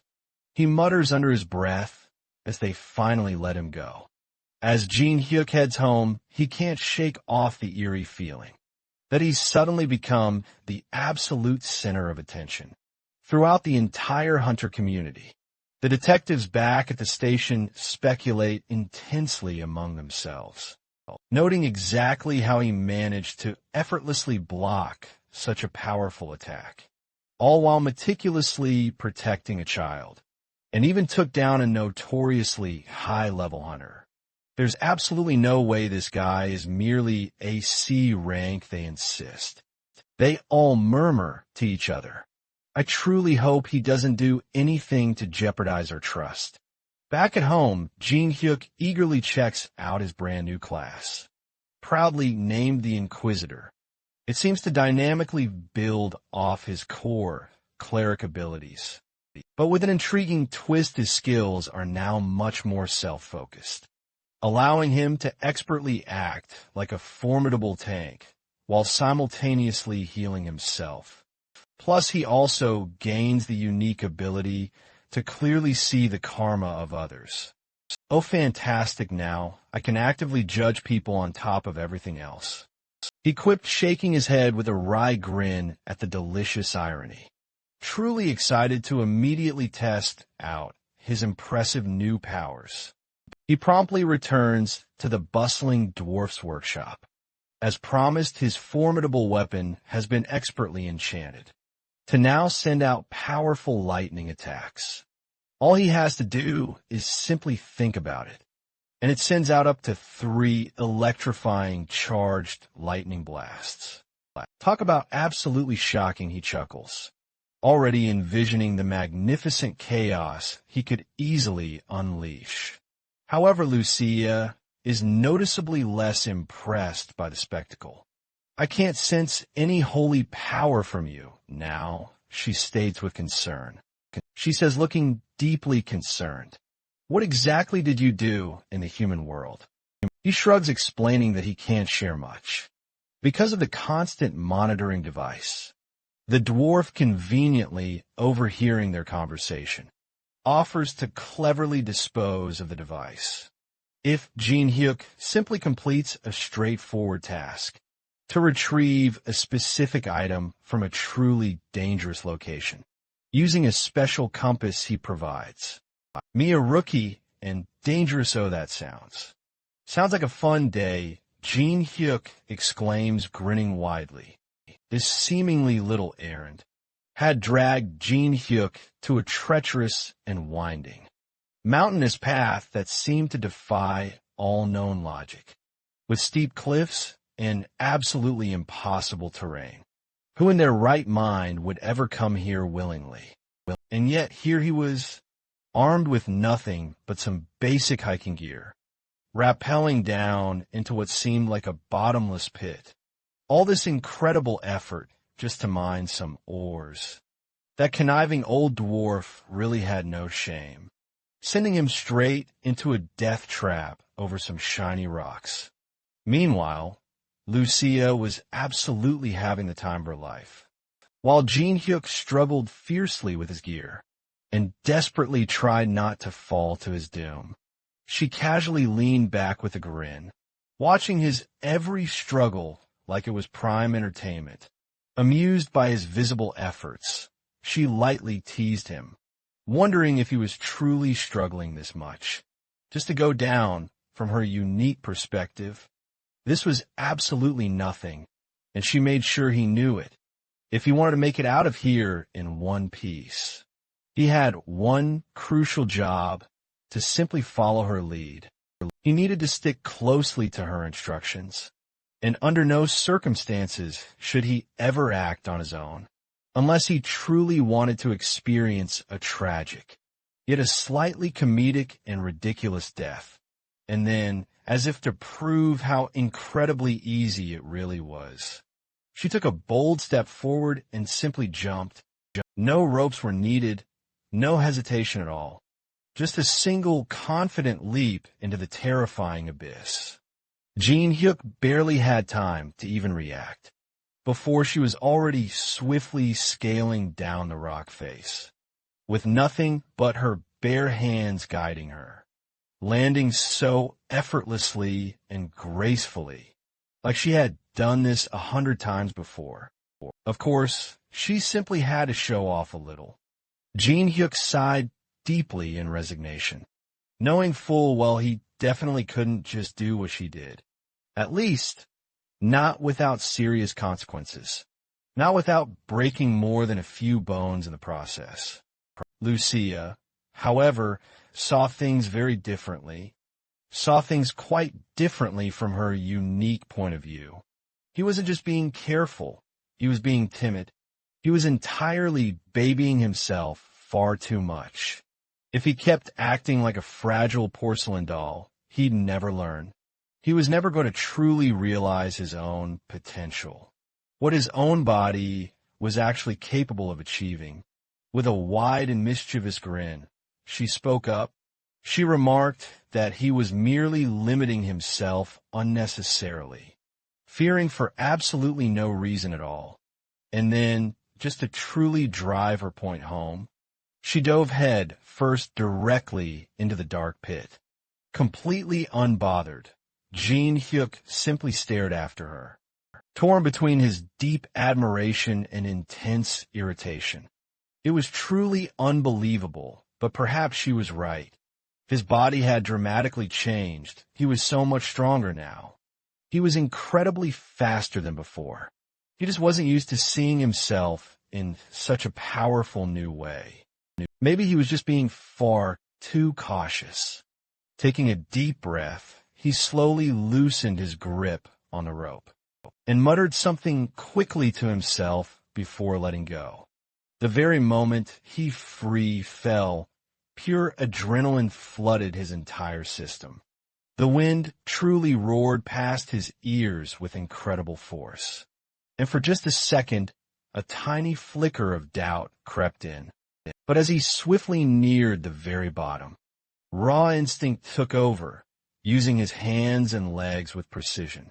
He braced himself firmly against the sharp, rocky walls, slowing himself down just enough to land perfectly beside Lucia, completely unscathed, yet she barely looked even slightly impressed. Arms crossed, she simply raised one mocking brow, and remarked that it had certainly taken him far too long. Jin-hyuk exhaled, half in sheer relief, and half in complete and utter annoyance. He admitted grudgingly that she truly might have had a solid point. Lucia simply smirked, her confidence utterly unwavering. She always had a valid point, as much as he wanted to argue against it. The truth was absolutely undeniable. He was simply not a normal human anymore, not at all. He had been holding himself back for literally no reason. And judging by the satisfied look on Lucia's cunning face, she had known it perfectly all along. Taking a vital break in the middle of their dangerous mission, they settled on a very steep and perilous cliff, gazing at the endless, sprawling landscape far below. The conversation, quite naturally, drifted toward what had truly happened outside. Then Lucia, arms crossed, she voiced her serious concern that removing the mysterious device might end up getting Jean Hyuk into serious trouble. But the old dwarf had been oddly confident about its removal, saying it would somehow be completely fine. That certainly meant there absolutely had to be a clever way. For all his grumpy and explosive outbursts, that old blacksmith was undeniably talented. It was true. Even Lucia herself, who made no effort to hide her intense distaste for the old man, had to admit that when it came to complex things like this, the dwarf was utterly reliable, though she still didn't like him. But she had no choice but to trust his incredible craftsmanship. Shifting the conversation quite easily, Lucia's sharp curiosity turned to something else entirely. Specifically, karma values. Specifically the ones tied to Jean Hyuk's powerful new class. She then asked about her very own level, and after a quick check, he informed her that she had a level of 82. Hers was the highest among the three of them, soaring above the rest. Jean Hyuk himself clocked in at 64, a surprising figure, while the old dwarf registered a score of 72, quite notable. These numbers did not surprise her in the slightest, considering the incredibly challenging life she had led. It made perfect sense that her karma was the absolute highest. She had truly done absolutely everything just to survive. Even so, the stark difference between her and Jean Hyuk was a surprisingly mere 20 points, hardly a gap. And he had only killed a single person so far, believe it or not. Lucia, on the other hand, was a different story entirely. Had long since lost all count of her own victims. That chilling thought led her to a truly interesting comparison. In the fantastical world she used to inhabit long ago, there were legendary figures known as saints. Powerful beings who could instantly distinguish good from evil. With just a single fleeting glance, a rare ability. Jean Hyuk immediately dismissed the preposterous idea that he was anything remotely close to a revered saint, and she readily agreed without a moment's hesitation. That truly was not the point she was trying to make. She was merely pointing out that the ability to gauge evil existed across countless different worlds, a universal truth. Not that she truly cared much about that particular topic right now. Truthfully, she had little interest in wasting precious time, searching for a mine just to satisfy the annoying old fart. What had profoundly interested her, however, was something else.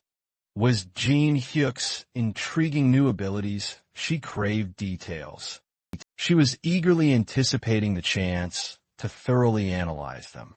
And when he asked why she was so incredibly invested, she simply shrugged her shoulders with a casual air and replied that she found his struggles incredibly entertaining. And she wasn't wrong at all. Watching him figure things out was undeniably much more interesting than staying cooped up indefinitely in an abandoned dungeon. They needed a far better way to truly understand karma values. And Lucia had a surprisingly simple, yet brilliant solution. Go outside and conduct some tangible, real-world experiments. Jean Hyuk paused and hesitated, considering her bold suggestion.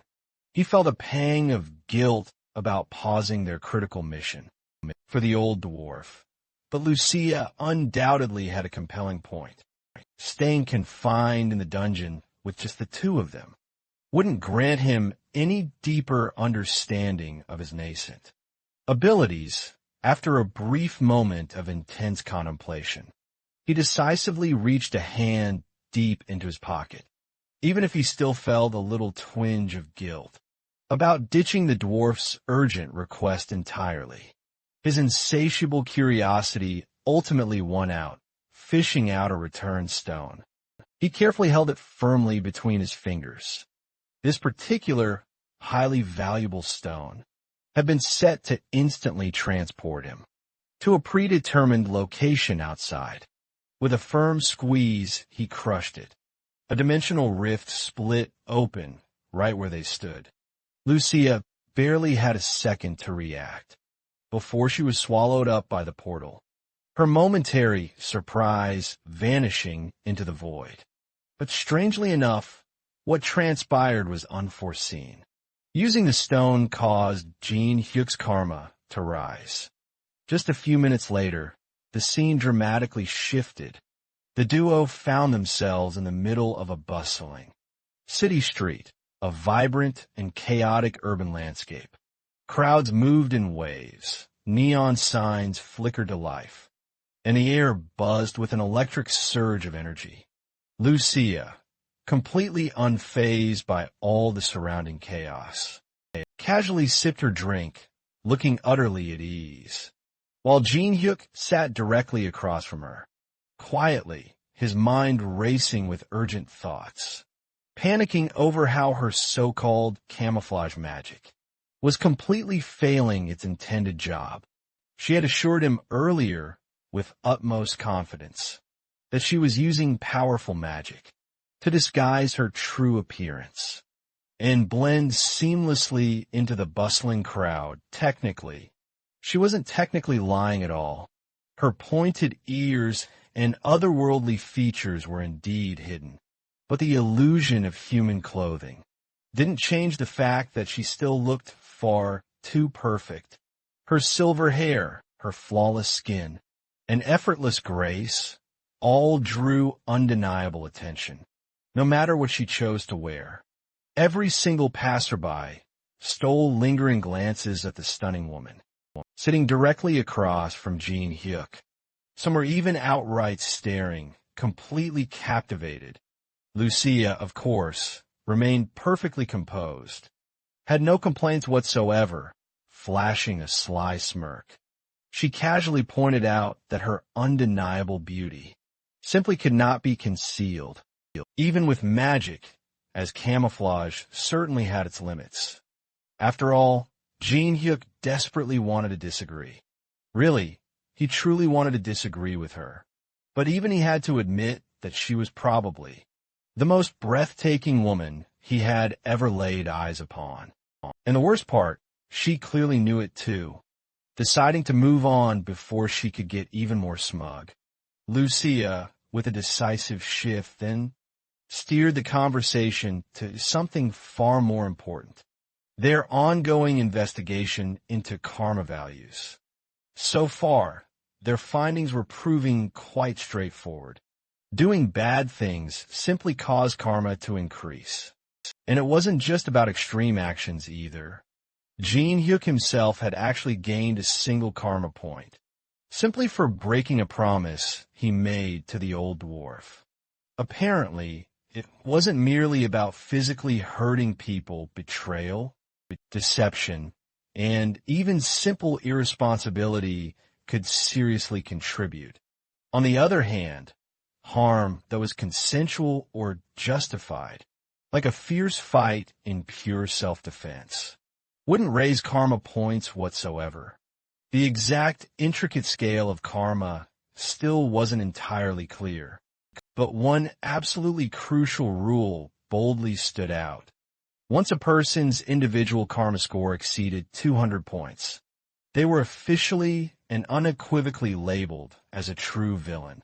At that critical point, killing them wouldn't even remotely count as a violent act of murder. It would simply be classified as a necessary act of self-defense. Essentially, the system completely stopped seeing them as a living human being, and considering the astonishing fact that even Lucia and the grumpy old dwarf hadn't reached 100 points. Getting past 200 points wasn't just a slightly bad habit. It truly took dedicated and intentional villainy. Jin Hyuk had been very quietly, scanning people throughout the entire day, checking for any ridiculously high karma point values. So far, the absolute most he'd seen from any regular pedestrian was somewhere around 50 if they wanted any real data. They were completely wasting their precious time in a peaceful public area that desperately needed to venture somewhere much darker. Thankfully, the bustling city had just the perfect place. The notorious red light district, as night finally fell. The streets lit up with a dazzling kaleidoscope of neon signs, flashy billboards, and pulsing, throbbing music. The distinct smell of cheap, intoxicating alcohol. This was where the city's true underbelly genuinely thrived. Lucia's reaction was one of immediate and utter fascination. The dazzling lights, the vibrant, buzzing energy. Earth certainly had its fair share of incredible wonders, and this was undeniably one of them. But as she observed the lively, bustling crowd, a strange thought immediately struck her.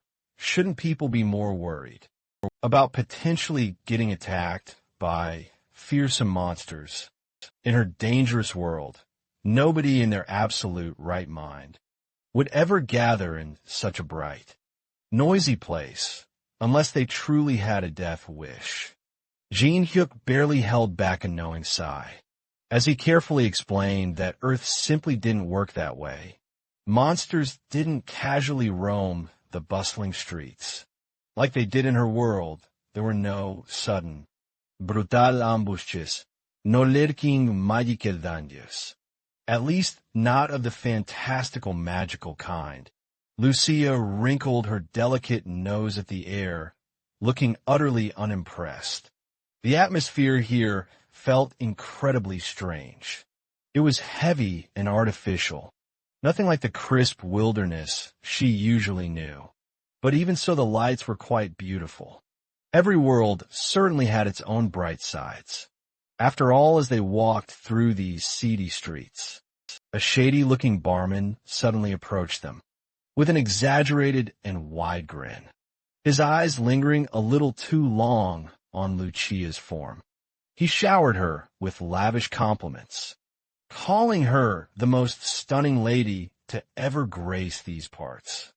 With an eager and inviting tone, he mentioned an exciting ongoing event at his bar. Beautiful women could enjoy up to 5 cocktails for free. Completely free, and Lucia barely acknowledged him. Without breaking her confident stride, she simply shoved him aside and continued walking on. Before she could get too far, Jin Hyuk placed a firm hand on her shoulder instead, stopping her completely in her tracks. He suggested that they take a moment right now to enjoy those tempting free drinks, insisting that it would be a complete waste to turn down such a generous offer from a barman. Now practically glowing with sheer excitement, eagerly led them inside, promising that Lucia would surely receive the best service available that the establishment had to offer.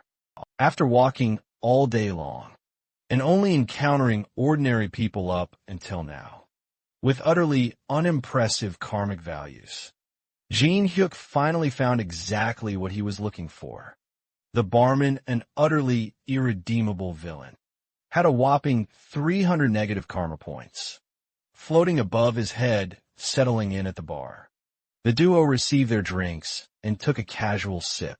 The cocktail had a sweet, smooth flavor to it, something Lucia immediately approved of with a nod. Meanwhile, the barman stood a few steps away from them, quietly snickering to himself in glee. Those two had no idea what they had just consumed moments ago. A single drop of the poison-laced liquor was enough to paralyze an average person completely. There was truly no escaping it now. The moment he saw them relaxing in their seats, He suddenly signaled a group of thugs in wait. Waiting in the shadows, they stepped forward into the light. Their focus locked on Jin Hyuk without wavering. The plan was simple: to take him out first. Jin Hyuk, however, was not so easily surprised. He'd barely even looked their way, simply taking another slow sip, and then coolly asked if they were truly sure this was the path they wanted to walk.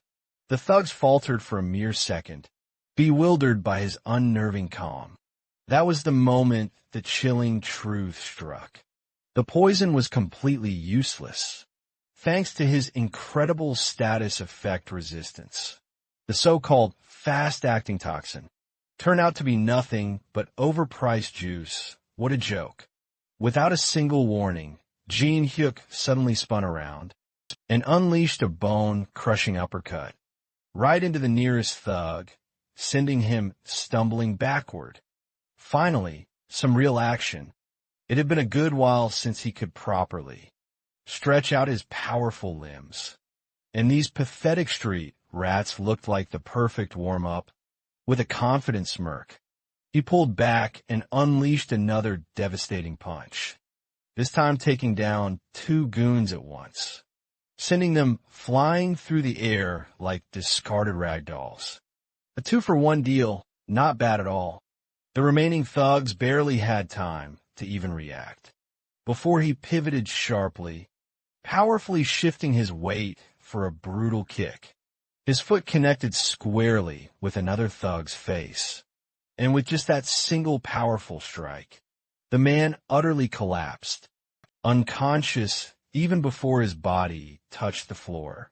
Meanwhile, Lucia's eyes slowly fluttered open as the harsh effects of the paralytic poison finally began to wear off. Groggy but now fully alert, she turned her head to quickly assess the chaotic situation, only to find a shocking pile of bodies completely scattered across the entire bar floor. Confused, she instantly glanced at Jin Hyuk. He simply shrugged with a nonchalant air, casually mentioning that he was just cleaning up some trash. The barman, now visibly drenched in cold sweat, decided it was finally time to bring out his ultimate trump card. With a desperate, trembling yell, he furiously signaled for his strongest fighter to step in. A towering man with a sharp buzz cut cracked his knuckles loudly as he removed his jacket, his impressive muscles visibly bulging through his shirt. This wasn't just some random, run-of-the-mill thug. He was clearly a powerful fighter. The moment he charged forward with impressive, blistering speed, both Jin Hyuk and Lucia watched him with complete indifference. Jin Hyuk kept his gaze locked on the approaching brute, analyzing his movements. Meanwhile, Lucia, completely unfazed casually, reached for another shot of the poison cocktail and asked if he needed any help. Jin Hyuk waved her off. One more thug wasn't enough to make him break a sweat. Buzzcut, however, was less than amused the duo was talking about him, as if he was some kind of background character. Enraged, he swung his heaviest punch, aiming straight for Jin Hyuk's face, only for his fist to be stopped midair by a perfectly timed grab. No matter how much he strained, pushed, or twisted, he couldn't move Jin Hyuk an inch. A terrifying realization dawned on him. This wasn't just some random troublemaker.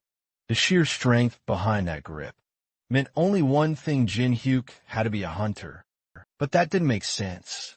If he was strong enough to be a hunter, why was he wasting his time in a dingy bar, fighting low-level criminals, while Buzzcut desperately tried to figure out a way out of the situation? Jin Hyuk casually tightened his grip ever so slightly, until a sickening crack echoed through the bar. A scream of pure agony ripped from Buzzcut's throat, as multiple bones in his hand shattered all at once. But Jin Hyuk wasn't done yet. To shut him up, he followed up with a devastating punch, straight to the man's mouth. Buzzcut flew backward like a rag doll, crashing into a line of bar stools, his momentum finally stopping as he slumped against the debris. With every last goon taken care of, only one piece of scum remained. The terrified barman Jin-hyuk moved like a wild beast, closing the distance in a flash, before locking the man into a chokehold. The villain's windpipe nearly collapsed under the relentless pressure as he clawed at Jin-hyuk's arm, struggling for air, but mercy wasn't on the table. Lifting the barman off the ground, he cut off his oxygen completely. The interrogation had begun in earnest. And of course, what kind of interrogation would it be? Without a few warm-up hits to get things started, Jin-hyuk didn't hold back his fury. Fists rained down relentlessly, without hesitation, painting the bar's walls with the bartender's blood. By the time he was done with his work, his own knuckles were dripping crimson red, and the man's face was swollen beyond any recognition. Only when he felt truly satisfied did he finally get to the real questions he had.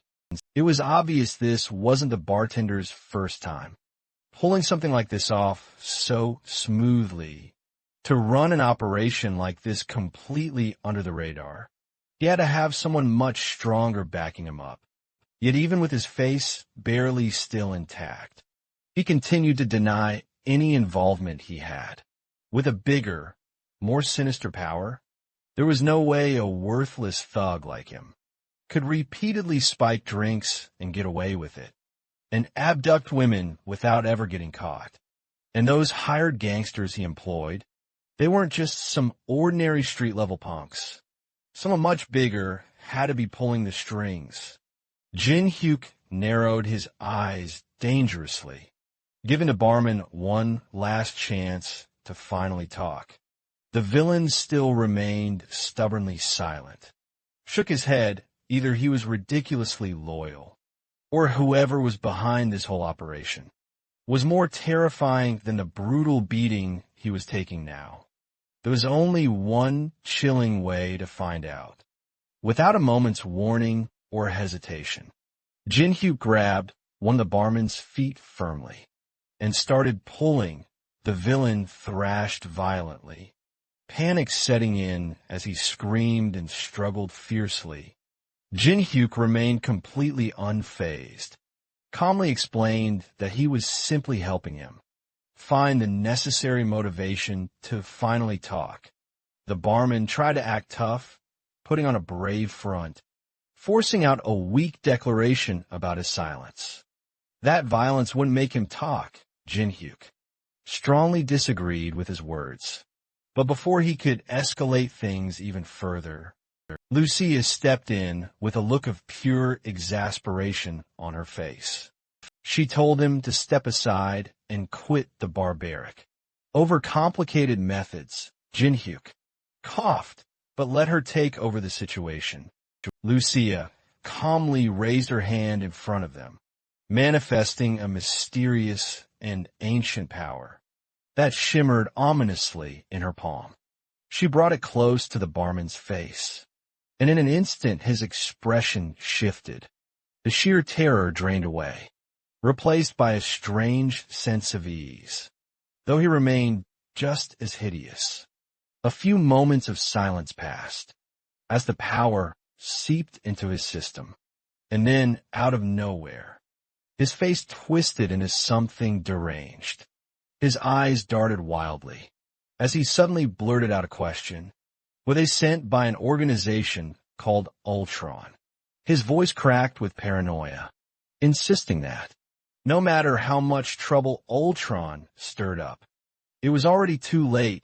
Lucia tilted her head. That wasn't the reaction she expected. Sure, she meant to loosen his tongue, but she hadn't planned on making him a complete lunatic. Well, at least it worked. The barman kept rambling, his words spiraling further into madness. He sneered as he declared that Ultron was insignificant. This tyrant guild would wipe out every last one of their enemies. And just like that, the truth revealed itself. The tyrant guild, Jin-hyuk's eyes darkened. This situation was bigger than he initially thought. Now that the guild's name was on the table, he pressed forward, demanding to know what made them so confident that they could massacre their enemies. The barman, practically drooling at this point, let out a crazed chuckle. His answer was simple. They had Alonzo Elixir. Jean Hyuk frowned. That name meant nothing to him. What the hell was he talking about? A few minutes later, the police arrived to investigate the incident. But by then young Jean, Hyuk and Lucia had already slipped away. What began as a simple bar brawl had unexpectedly taken a turn, leading them to uncover a massive conspiracy, one that reached all the way to the top, with a major guild secretly pulling the strings. As they hurried through the dimly lit streets, Lucia explained the horrifying truth. Alonzo Elixir. This wasn't just some ordinary performance enhancer. It was a powerful drug that doubled the user's stats, but at a truly horrific cost to make it. Countless young women were cruelly sacrificed. She had certainly heard of dark practices before, but never in her wildest, darkest nightmares did she ever think that a guild from Earth would be capable of producing something so utterly sinister. It truly felt almost unfathomable. But this dark reality wasn't entirely new to her. Back in her own world, Alone's elixir had sadly existed too. There, they hauntingly called it the Queen's Tear, a name that carried a heavy, somber, painful weight in her very heart. One of her closest friends had been tragically sacrificed for it when they were much younger, years later. After finally reaching platinum rank, Lucia had personally and fiercely wiped out the entire organization responsible for the drug's production. No mercy was shown, no negotiations were made. She had furiously burned them utterly to the ground. That perfectly explained why she had been so grim. Ever since they had left the bustling bar, the very moment she heard the name Alone's Elixir, she already knew precisely what had to be done. Now, the crucial question was what happens next. The barman had already fearfully spilled that. The deadly elixir was almost fully complete. If they truly wanted to stop it, they desperately needed to take down the Tyrant Guild before its production was fully finalized. Meanwhile, back at a quiet bar, long after the police had finally left the scene, a man dressed in all black stood silently in the shadows, reporting the shocking incident to his superiors. His mask and glasses mysteriously covered most of his face, but his sharp, precise, calculating tone left absolutely no doubt about his efficiency. Based on his thorough investigation, this clearly wasn't an internal dispute. What was truly strange, however, was that the perpetrators had only killed the barman, and then inexplicably left. This wasn't a tactic used by any rival guilds or any of their usual enemies. Something simply didn't add up. His orders from above were crystal clear. Find out precisely who had interrupted their crucial operation. And soon, the masked man was utterly confident. Whoever these mysterious perpetrators were, they wouldn't stay hidden for very long. But the Tyrant Guild wasn't the only one making dangerous moves. Over at the Titan Guild, the tension was absolutely palpable. Their top brass were currently overseas handling crucial business. But that certainly didn't stop the mighty gears from turning. The ever-efficient secretary, Lee Hyena, had just finished overseeing their critical operations in Hong Kong, and the results have been nothing short of excellent. If they kept this incredible momentum up, they could even realistically consider recruiting 15% more guild members by all accounts. The guild was undeniably thriving, but CEO Sango, the Titan Guild's leader, wasn't feeling too great at all. He had just received shocking news about Alone's legendary elixir. As expected, even someone as incredibly competent as Lee Hyena had never heard of it a single time before. The association had been working tirelessly hard to keep its very existence completely under wraps. Unfortunately for everyone involved, Hyena's much-anticipated return to Korea would have to wait. There was still crucial guild business to handle overseas. That meant Sango would have to handle these urgent matters entirely on his own, wasting absolutely no precious time. He issued an urgent, game-changing order to the entire guild, effective immediately and with no delay. The Titan Guild was declaring a full-scale, all-out war against the formidable Tyrant Guild. The sudden declaration sent immense shockwaves crashing through the entire guild. A drastic move like this wasn't just incredibly risky. It was an outright, high-stakes gamble for them. Lee Hyena, ever the sensible voice of reason, immediately asked for many more crucial details, declaring war without consulting their top executives. Without any strategy, it was utterly reckless, even by Sango's usual demanding standards. But he wasn't budging. He knew that failing to act now would only lead to far greater chaos much later. If the critical information he had received was correct, by the time the entire world found out about Alone's elixir, it would already be completely and utterly too late. Hyena, still clearly skeptical, pressed Sango for much more detailed information. What exactly had Sango truly learned? Had he learned that made him take such a drastic, sudden step, declaring war on a guild as powerful as the Tyrant Guild wasn't something they could ever simply undo? Sango didn't answer immediately right away. He knew all the inherent, massive risks. He knew this bold decision would shake the entire guild. But he also knew they wouldn't be alone in this critical fight. The mighty Ultron Guild, and even the powerful government itself, would fiercely back them once the truth finally emerged. Even so, waging war carried absolutely enormous risks. Hyena, ever the pragmatist, suggested they at least consult their top executives first, strategize a solid plan, and act with extreme caution. But Sango had already firmly made up his mind. His thoughts had honestly never been clearer, and he had absolutely no patience for drawn-out meetings and endless debates. One piercing look at his expression told Hyena everything she truly needed to know. He wasn't going to budge an inch. Sango was typically a cautious man by nature, but this time he was shockingly decisive. He understood Hyena's perfectly valid reservations. Acting completely blindly was certainly never ideal. But right now, there was simply no time to hesitate. For now, he urgently needed her to trust his critical call. They would keep the war declaration strictly confidential, just within the guild, while quietly conducting hushed investigations. The official announcement of war could easily come later. As for these crucial internal investigations, Sango already had a few key people in mind. Certain individuals he urgently needed more information on. What had truly prompted this sudden, dramatic shift in his stance?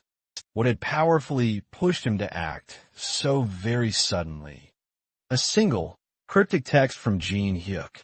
A chilling warning about the Tyrant Guild's plan to create a sinister drug, one horrifically fueled by human sacrifice. Lucia was comfortably lounging in Jin Hyuk's place, happily munching on an array of delicious sweets, while playfully pestering him about his future plans. Honestly, she was just incredibly relieved to know that there were still some sane, sensible, and truly reliable people left in this world. Like Commander Sango, if no one had bravely stepped up to take down the Tyrant Guild, she would have absolutely handled it herself. and really with how insanely inhumane the method for creating Alonzo Elixir was. It desperately needed to be stopped. Jin Hyuk, on the other hand, had a slightly different lingering concern. He glanced at the elegant elf, who had been practically living in his pantry, and asked when she planned on finally going back to the dungeon. Her response, a firm, unequivocal no. Why would she ever return to some dull, dreary dungeon, when she could join an epic raid against a villainous guild? Instead, she shrewdly figured that, if the Tyrant Guild was insane enough to cook up such a sinister scheme, then these were certainly no ordinary hunters. Even Jin Hyuk had to concede. This was something he couldn't face all by himself. At least, not just yet. That's when Lucia officially pledged her full support. She was all in, ready to wipe out those scumbags alongside him. Jin Hyuk truly appreciated her thoughtful gesture, even though she really didn't have to get involved. Then came a knock, sharp and sudden. A persistent knocking echoed at the door. Someone was at the door, calling out his name loudly. Jin Hyuk wasn't expecting visitors, not at this hour. So this was definitely an unexpected surprise. A delivery, perhaps, at such a late hour. Or something far more sinister. Perhaps it was the masked man, the one investigating the strange incident at the bar. That mysterious man possessed a magical compass, one that could relentlessly track people through their blood, using the barman's blood as his guide. He had locked onto the faint traces left on Jin Hyuk from the brutal bar fight and this determined guy. He didn't need a car. He navigated the city effortlessly, leaping across rooftops as if it were a casual afternoon stroll. His relentless hunt led him straight to an apartment complex, where he finally came to an abrupt stop, staring intently at the unassuming home before him. The masked man suddenly felt something quite odd. For a split second, the house almost seemed to shimmer, hazy. But he quickly shook off the unsettling thought. It was probably just his overactive imagination playing tricks. More importantly, he instantly recognized the address. This was the very home of the powerful hunter, who took down the monstrous Leviathan just a few days ago. That meant there was a potential connection. There could be a direct connection between the two incidents. Not that any of that truly mattered to him. His job was brutally simple: find a target and get answers without any hesitation. He conjured a thick, ominous needle out of thin air. Its sinister aura practically pulsed with dark energy in the air. He was ready to persuade his target into submission, into answering a few crucial questions. Meanwhile, Jin Hyuk casually walked toward the door and asked who it was, just as expected. The masked man responded with a classic, flimsy excuse. He claimed he was here for a late delivery due to an accident. Jin Hyuk wasn't foolish, not in the slightest. A delivery showing up in the dead of night? Impossible. Not a chance, and on top of that, his secret home was heavily shielded by an ultimate recognition suppression spell, rendering it practically impossible for anyone to discover. So, if someone had somehow managed to bypass such an incredibly potent enchantment and still dared to brazenly show up, posing as a casual deliverman, then only one sinister reason truly stood. They were definitely plotting something nefarious. Still, he cautiously opened the door, staying on high alert the very moment he did. The masked man wasted no precious time, forcing his relentless way inside, with a sinister-looking needle clutched in hand. Just as Jin Hyuk had expected, this intruder had no intention of playing fair. But Jin Hyuk was ready. Jin Hyuk had already anticipated these underhanded tactics. So, when that deadly needle came for him, he effortlessly seized the attacker's wrist, with a subtle hint of amusement. He couldn't help but wonder if deliveries now came, with complimentary poison darts as a bonus. The masked man, who planned a perfect sneak attack, found himself on the receiving end of the surprise. Instead, before he could fully regain control, Lucia fiercely intervened, firing an arrow, urging Jean Hyuk to step aside. The shot was devastating at such close range. Dodging was utterly impossible. The arrow struck with truly immense force, sending the unfortunate intruder hurtling right through the second-floor window. As he crashed outside, blood poured from the deep wound, the arrow burying itself further into his body. But Lucia wasn't taking any chances. Without hesitation, she prepared another shot, signaling clearly to Jean Hyuk that she fully intended to finish the job. Jean Hyuk, however, had other ideas, dismissed the bold idea, insisting he would handle it himself. He reasoned a masked man had come for him, due to that incident at the bar. Lucia, clearly unconvinced, pointed out this opponent was no ordinary assassin. After all, think of his resilience. He had survived a direct hit from her arrow. Meanwhile, just outside, the masked man struggled to remove that embedded arrow. His hands were practically shaking from the sudden blood loss. As he finally managed to yank it free, a chilling wave of dread washed over him immediately. The sheer, overwhelming force behind that single brutal attack had left him teetering on the brink of death. He shivered, a cold realization hitting him deep down. This woman was certainly not to be trifled with at all. Despite his grievous wounds, his primal survival instinct screamed for an immediate escape, while he still had the chance to do so. By the moment Jean Hyuk decided to pursue, the shadowy intruder was already making a clumsy, frantic, but undeniably determined getaway, effortlessly leaping across the neighboring rooftops. Despite his undoubtedly wounded state, Lucia subtly glanced at Jean Hyuk, her eyes silently, inquiring if he truly wanted to give chase. But he found the entire idea far too much of a trouble. The masked man would inevitably come for him again, so there was absolutely no need to rush things. For now, something entirely else had caught his attention. The man's karma value was astronomically over 900, the kind of chilling number that only ever belonged to truly seasoned, ruthless killers, those who extinguished lives as if it meant absolutely nothing. A real villain, Jean Hyuk simply couldn't deny it. This was certainly going to be incredibly interesting. As the very next day quickly arrived, Jean Hyuk and Lucia found themselves comfortably seated inside a secure guild car, being escorted up to the mountains. Their driver eventually pulled the vehicle over, gesturing subtly toward a remote investigation site ahead. This wasn't just any random, ordinary mission.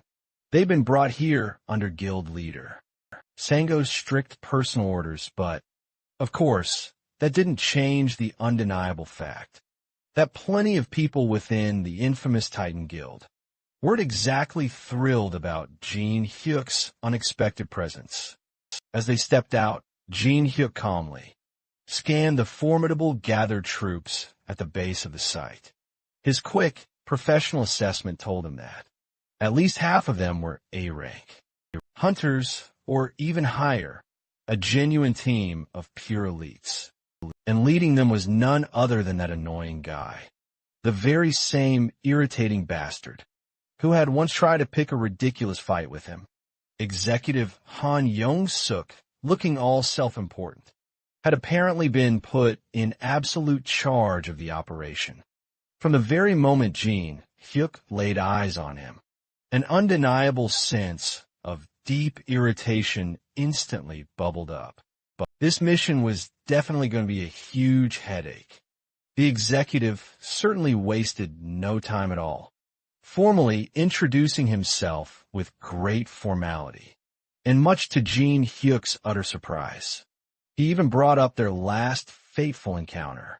During the airstrike, what was even more unexpected and surprising was the remarkable shift in his entire attitude. Today he appeared oddly amicable and friendly. Almost polite, Jin Hyuk clearly noticed. Couldn't help but feel a strange unease, but noticed the drastic difference in his personality, and found it very suspicious indeed. Sure enough, Young-suk cleared his throat rather awkwardly, and followed up with a sudden apology, claiming he had just been overly enthusiastic and eager in his intense efforts for the guild's success. Last time hoping they could put the past behind them, so it wouldn't affect today's important mission. Jin Hyuk wasn't exactly convinced at all, but he decided to let it slide for now. Moments later, the situation changed. The executive then turned his attention to Lucia, clearly taken aback and surprised by her presence. He inquired about who she was with great curiosity, clearly expecting some kind of detailed explanation. Jin Hyuk casually introduced her as a colleague, a skilled colleague who wouldn't be a hindrance to their efforts. There was no mention of any extra personnel whatsoever in the mission briefing documents. So Young-suk seemed visibly rattled and disturbed. He looked like he wanted to protest quite strongly. But before he could, the recon team they had sent ahead returned with their urgent report. With a curt nod, Young-suk excused himself promptly to hear what his scouts had to say to him. Of course, Jin Hyuk was fully aware, wasn't fooled by the executive's little display. Apology or not, it was clear. The guy was still looking down on him and Lucia, probably assuming they were just weak, assuming they were just a couple of C-rank nobodies. It didn't matter how strong they actually were. This four-eyed bastard had his own agenda, and his condescending attitude hadn't changed one bit. Lucia had already picked up on the executives. Fake politeness, she quietly checked with Jin Hyuk, wondering if they were really going to let this guy take the lead. Jin Hyuk assured her calmly that it wasn't worth worrying about at all. They'd be fine besides everything else. There was something far more intriguing to focus on. Someone had been closely following them since earlier. It wasn't even remotely subtle. Both Jin Hyuk and Lucia had definitely noticed their not so covert pursuer a long time ago, yet instead of directly confronting them, Jin Hyuk had strategically decided to let them be. There was absolutely no rush, whoever it was. They might prove incredibly useful later on. Just before the raid was set to begin, Jin Hyuk handed Lucia a brilliantly glowing magical crystal, a small yet absolutely invaluable communication item. With this powerful device now in hand, they could easily stay in constant contact within a 10-kilometer range. They would certainly need it crucial moments later, so it was definitely best to keep it incredibly close. Meanwhile, Young-suk swiftly returned with a firm confirmation of the initial reports. The overwhelming evidence was absolutely undeniable. The infamous tyrant guild was deeply and heavily involved in human trafficking. But rather than simply sharing that crucial intel, Young-suk had a startlingly different request. After thoroughly investigating the area, the recon team had just discovered a truly strong magical barrier completely surrounding the building. The problem was that only one person could truly break through it, without instantly setting off every single alarm in the vicinity. And according to Young-suk's careful assessment, that person was none other than the incredible Jin Hyuk. The young man immediately called him out on this plan. This wasn't merely a request, it was a deadly suicide mission, walking straight into hostile enemy territory completely alone. That was as good as signing his own death warrant. But Young-suk, ever the cool, impartial team leader, kept an absolutely straight and unyielding face. He even had the audacity to throw in some biting sarcasm, claiming that only the legendary man who took down the Leviathan could possibly pull off such an impossible stealth mission, and to make it sound even more deceptively reasonable, he cleverly pointed out that Jin-hyuk would probably have a much easier time going it alone, rather than working with unknown Tyrant Guild, members he had never teamed up with ever before. Of course, that was just another cunning way of saying, we're totally dumping all the dangerous risks on you. Good luck with that. It was painfully obvious that they truly thought they were outsmarting him, neatly shifting the entire weighty burden onto his shoulders. But what they critically didn't realize was that this was exactly the perfect kind of situation. This was the chance Jin-hyuk had longed for, and with that crucial opportunity, he quickly joined a select team of Titan Ghoul hunters, and they swiftly moved toward the part of the barrier where they could meticulously create an entry point. Their tactical plan was incredibly straightforward. The powerful magic team would generate a small breach, just big enough for Jin-hyuk to expertly slip through. However, the big problem was these so-called experts could only hold the crucial breach open for a few fleeting seconds, which meant he had to absolutely move at full speed. They finally reached the eastern side of the facility and wasted no time as the magic team quickly got to work. They were struggling intently to maintain even the slightest temporary gap in the formidable barrier. Jin-hyuk didn't hesitate for even a moment. He knew he was being deliberately played by someone, funneled into enemy territory like a disposable lowly pawn. But strangely enough, he truly didn't seem to mind. After all, his true goals were much different. His real interest wasn't in the primary mission itself. He just desperately wanted to see exactly what the infamous Tyrant Guild was hiding in these mountains. The very moment the breach was finally established, Jin-hyuk wasted no time and dashed inside the barrier, his eyes gleaming brightly with intense excitement as he vigorously scanned the entire compound. But the moment he stopped and summoned his trusty bat, he instantly noticed something incredibly strange. The base looked completely different from what he saw outside. The protective barrier must have been intricately layered, with a clever distortion effect disguising its true appearance. But that wasn't his primary concern for now. First things first, he needed to quickly locate the entrance to this truly massive and secretive base camp. However, after several minutes of aimless wandering, something about this place felt incredibly off. There were way fewer guards than he had initially anticipated.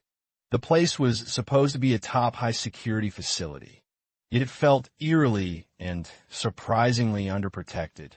Eventually, a promising lead appeared.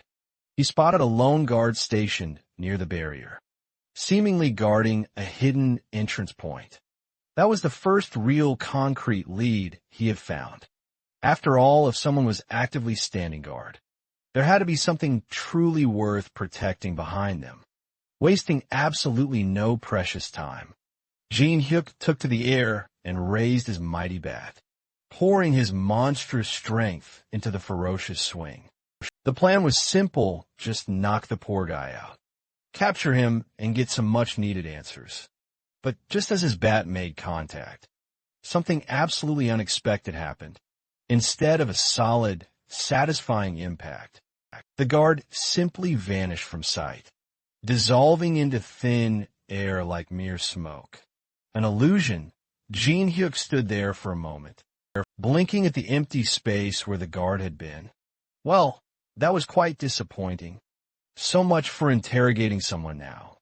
Now, it was entirely up to him alone. to figure out how to get inside this place. Much to his utter surprise, the supposedly high-security facility had automatic doors like a freaking supermarket. The shocking lack of proper defenses was almost laughable. No biometric scanners, no heavy-duty locks, not even a single CCTV camera in sight. It was as if the people running this place were so confident that the women they abducted had zero chance of escaping that they didn't bother with real security. Still, Jin Hyuk wasn't about to let his guard down. Just to be safe, he pulled out an insurance policy. From his inventory, he retrieved an EMP generator, a handy little device, crafted from the materials of electric-type monsters, and casually dropped it onto the floor. With this, any communications or security systems in the area would be fried. This was precisely why he had left a magic communication crystal with Lucia beforehand, so they wouldn't lose contact despite the blackout. As the EMP took effect, and the compound was officially cut off from the grid, Jin Hyuk took a deep breath. Now it was time to get started on the real mission. From a distance, the masked man remained fixated on Jin Hyuk, silently observing his every move. The crucial pieces were starting to come together. Jin Hyuk's connection to the bar incident and the Titan Guild was becoming clearer. But just like everyone else, the masked man had his own hidden motives. And for some reason, Jin Hyuk was a key factor in ensuring everything played out smoothly.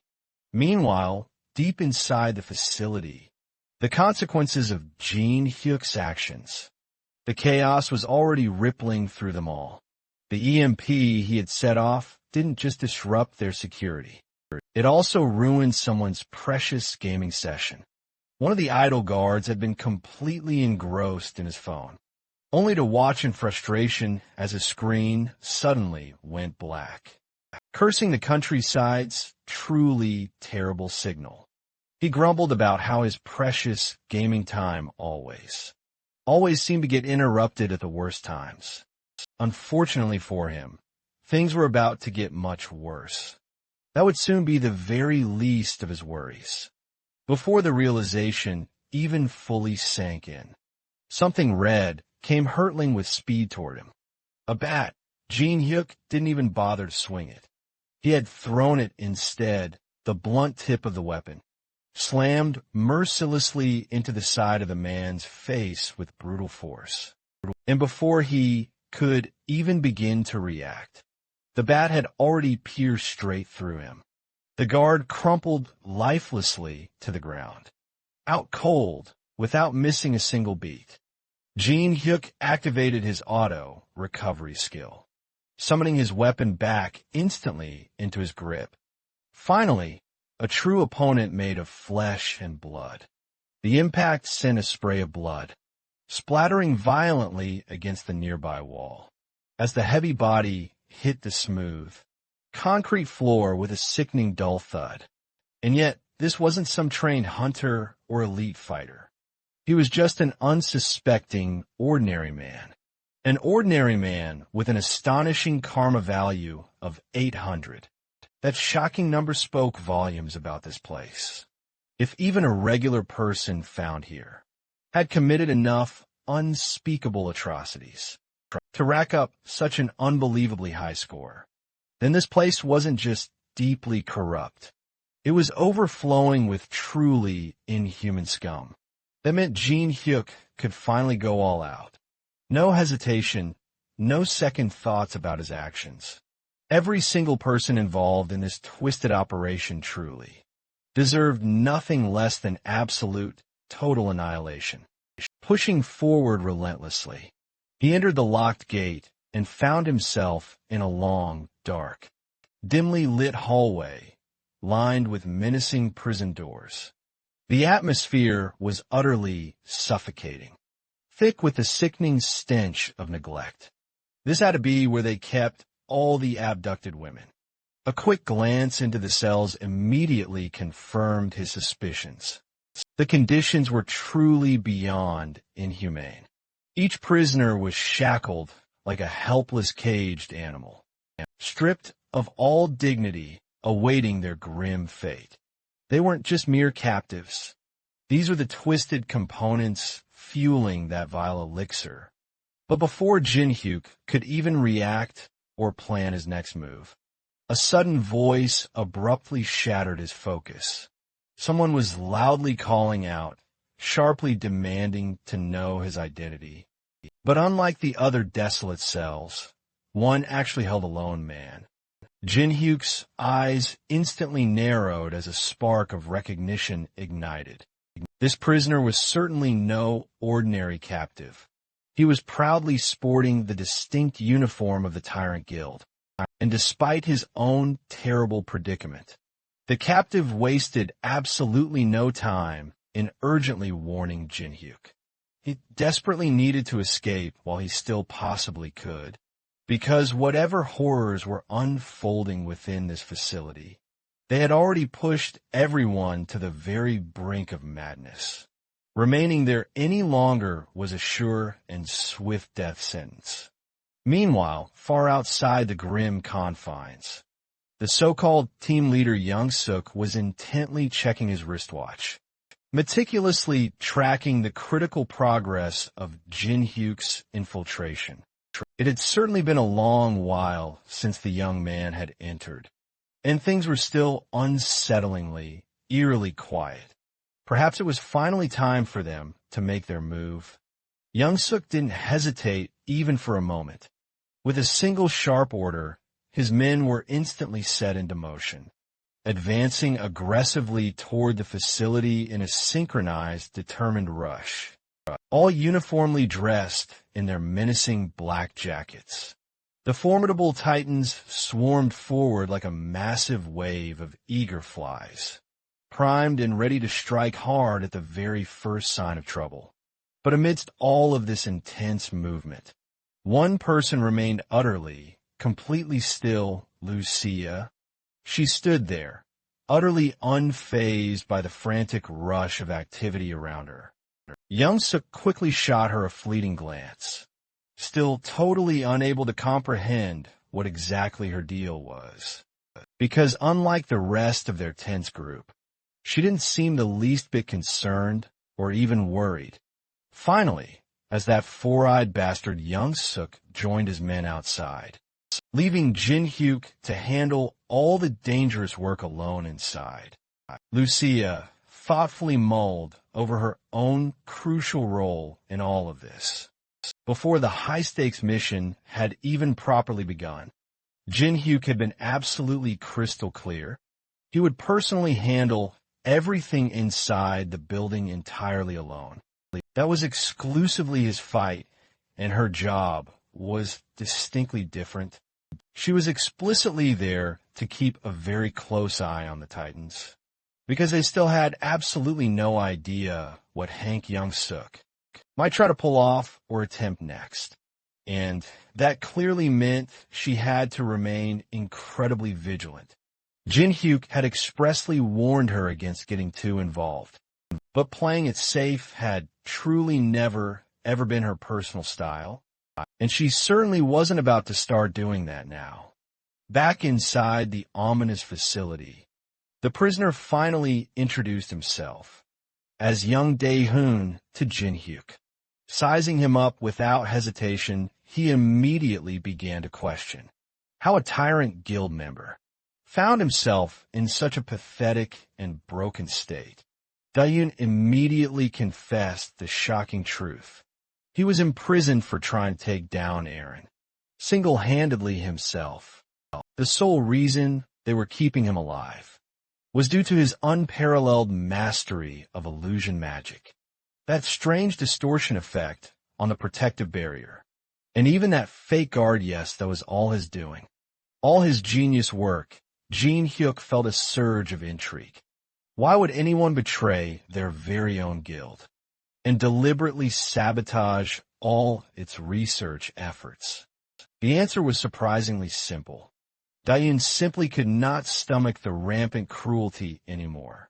Watching his colleagues feed innocent women to monsters as bait had pushed him far past his ultimate limit.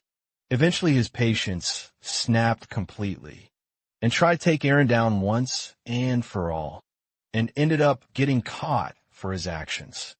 Jin Hyuk was genuinely and pleasantly surprised. A tyrant guild member who actually had a conscience. Such a thing was an incredibly rare sight. Even a man's karma value appeared surprisingly low. A mere 62 points, without any hesitation. Jin Hyuk boldly extended an intriguing offer. If Diane truly wanted to tear down this wretched facility, they might as well join forces and work together. Meanwhile, back in the main control room, the low-level grunt assigned to monitor security was indulging in a peaceful little nap in his chair. It certainly was not the first time, and it probably would not be his last. He always felt incredibly sleepy at this hour, and really he thought it was not a big deal. Nothing of note ever happened here. At least that is what he firmly believed. The very moment he woke up, something felt terribly off. Instead of the usual live feeds from the entire facility, the screens in front of him were completely pitch black. He blinked rapidly and looked around in confusion, and desperately tried to make sense of the situation. But he found no luck at all. Sheer panic set in as he scrambled to reboot the system, only to suddenly realize the true problem.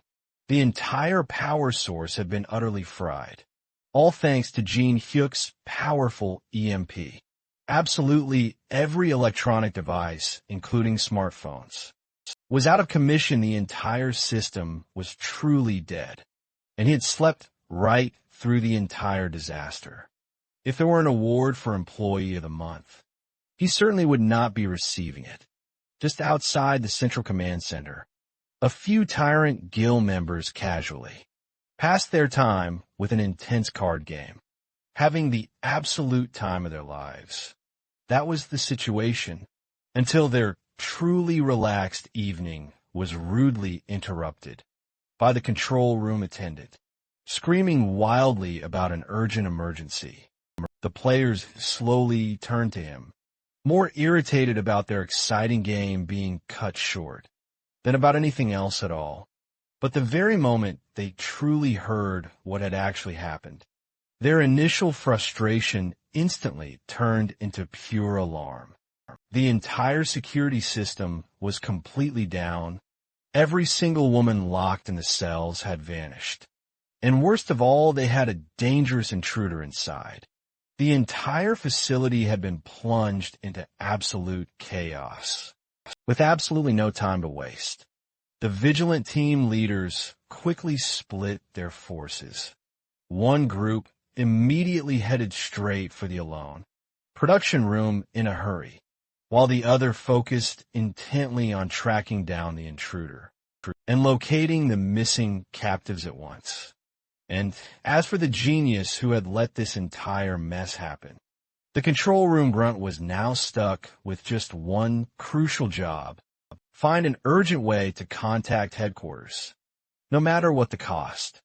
Every single prison cell door had been unlocked, instantly freeing all the abducted women, with their precious lives hanging by a very thin thread. They wasted absolutely no time rushing toward the nearest exit. Bravely leading the way was Dae-hyun, who knew the facility's complex layout like the very back of his hand. He navigated the group through the most optimal path possible, getting them dangerously close to their precious freedom, only for trouble to arrive right on cue as expected. The tyrant boys had caught on to their desperate escape. As soon as they spotted the fleeing women running, they flooded into the area like a ravenous pack of rabid dogs. The first one to step in immediately recognized Dae-hyun, who was still directing the terrified captives to safety. He held his ground without even a moment's hesitation, ensuring the women could safely get through, While he bravely stayed behind to buy them more time, one of the tyrant boys got completely ahead of himself, charging in all alone, with the bold claim that he would finish Daehyun once and for all. But the moment his punch landed, reality shifted, a cruel trick, a cruel reminder of Daehyun's specialized illusion ability.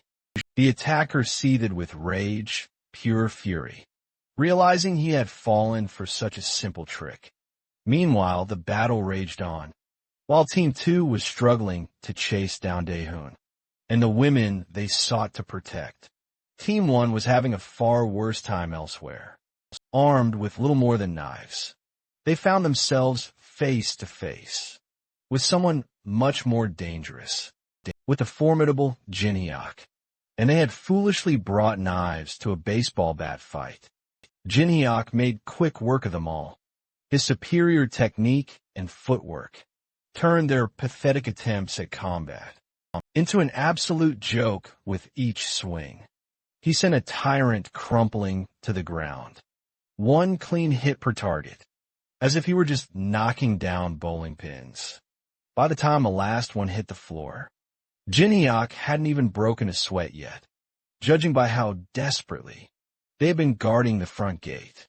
There was only one conclusion. The target had to be inside without wasting another second.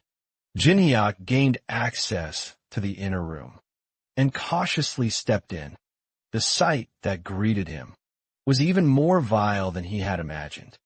The tyrant scum, vile creatures, hadn't just been making the inhumane drug.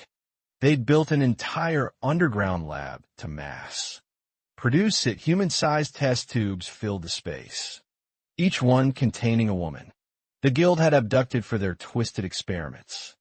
The sheer scale of their operation was enough to make his stomach turn. But the worst part of all, at the center of the lab, encased in protective glass, was the source of this nightmare. The monster, utterly horrific, responsible for all this grief and suffering. Something felt off. Jinhyuk tightened his grip on his bat. The creature showed no reaction to his presence, completely still and silent. It was entirely possible that it was asleep. That was fine, it just made things easier. With a smirk tugging at his lips, he summoned forth the electrifying power hidden within his weapon, with electricity crackling ominously through the air. As he settled into his powerful batting stance, he prepared to unleash the ultimate, game-changing swing. If everything unfolded precisely as planned, he would finally end this harrowing ordeal tonight. Then, without a moment's warning, grotesque tentacles burst forth from the shattered tubes, lashing out at Jinhyuk with terrifying lightning-fast speed. Glass shattered violently all around him as Aaron, a monstrous creature, truly horrifying, emerged from the wreckage. Roaring impure, unbridled fury, Jinhyuk reacted instantly, swiftly activating his incredible hardened skin ability, and expertly dodging as the relentless tentacles struck violently.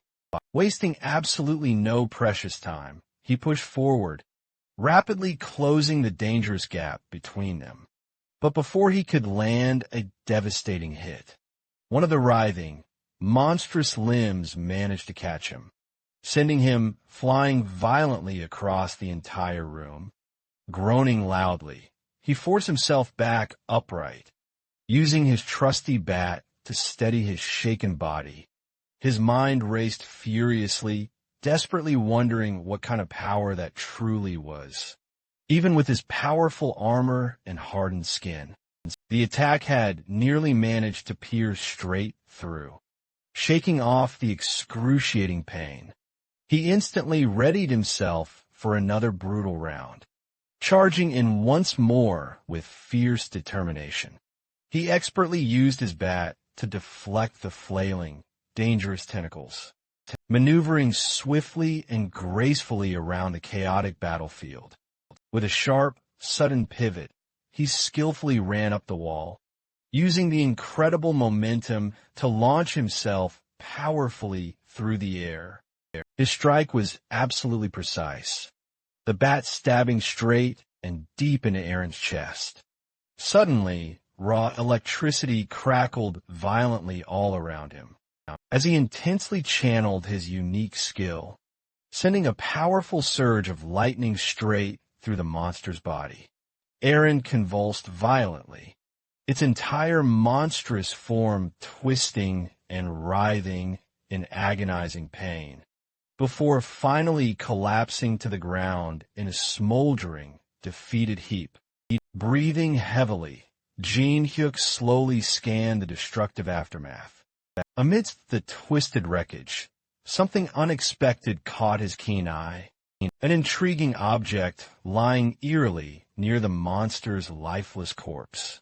He cautiously approached it, attempting to appraise the mysterious item, but the appraisal result frustratingly came up completely blank, based purely on its strange shape and unique energy. He could only assume it was some kind of powerful magic stone. Without a moment's hesitation, he carefully stashed it away, and then pulled out his trusty communication device. Contacting Lucia, he urgently asked if the girls had moved to safety. She confirmed everyone was safe and sound, but quickly added some troubling news. A tyrant guild member was actually with them. Jin-hyuk then explained that the man had betrayed his own guild and had been diligently helping them. He truly believed the guy was sincere. Lucia then inquired about Oren, to which Jin-hyuk casually assured her that whole situation had been fully handled. Plus, he'd even scored a magic stone in the process. Just as he was about to make his exit, Lucia updated him on the dire battlefield situation. The others were still fiercely fighting against more Titan guild members. But something was terribly wrong. Suddenly the enemies had grown significantly stronger, fighting like they had gone completely berserk. Jin-hyuk's expression immediately darkened. If the Titan Guild lost this battle here, it would cause even bigger and worse problems. He instructed Lucia to quickly help them out. She acknowledged the urgent request, her bow already charging with fierce energy, before ending the call with a playful, teasing remark about how he owed her a ridiculous amount of sweets. For this, Jin-hyuk chuckled lightly, stepping over the gruesome remains of the battle. But just as he moved swiftly forward, his expression sharpened. He suddenly wasn't alone. Without turning, he called out to the unseen presence. His voice calm but firm, he knew someone was absolutely there. A mysterious man then emerged from the shadows, looking genuinely surprised that he had been sensed. Jin-hyuk narrowed his eyes intently. There was absolutely no need for small talk. What was the real objective here? Was it the orange stone, or was it him? The man then smirked, admitting that he had originally come for the stone. But after seeing Jin-hyuk in action, he had changed his mind. Jin-hyuk's gaze darkened. That was a grave mistake without warning. He charged forward, ready for another brutal fight. The assassin lunged, aiming a deadly stab with his knife. But Jin-hyuk slipped past the attack with utter ease. Countering instantly, he struck with his hand, only for the assassin to quickly block. Clearly taken aback by Jin-hyuk's incredible speed. For a brief moment, the assassin reeled, too fast. Far too fast for a C-rank hunter to move like that. Then it clicked. This wasn't the first time something like this had happened. Jin-hyuk had reacted with unnatural speed. Even back at the bar, it was clear. Catching that poison dart wasn't merely good luck at all. Suddenly, Jin-hyuk hurled his bat with immense force. But the assassin deftly sidestepped, watching it embed itself deep into the solid wall. Before he could react further to the move, Jin-hyuk leaped high into the air, calling his bat back instantly to his waiting hand. Like a magnetized weapon, the assassin barely had time to even register what was truly happening before the bat came swinging fiercely toward him, dodging just at the very last second possible. The assassin managed to land a swift counterattack, striking Jin Hyuk's back with a precise blow. But the hit was completely nullified by his sturdy armor. Frustrated, the assassin quickly adjusted his strategy, aiming directly for Jin Hyuk's unprotected neck. But Jin Hyuk deflected him with a powerful, forceful shove, without wasting even a single precious second.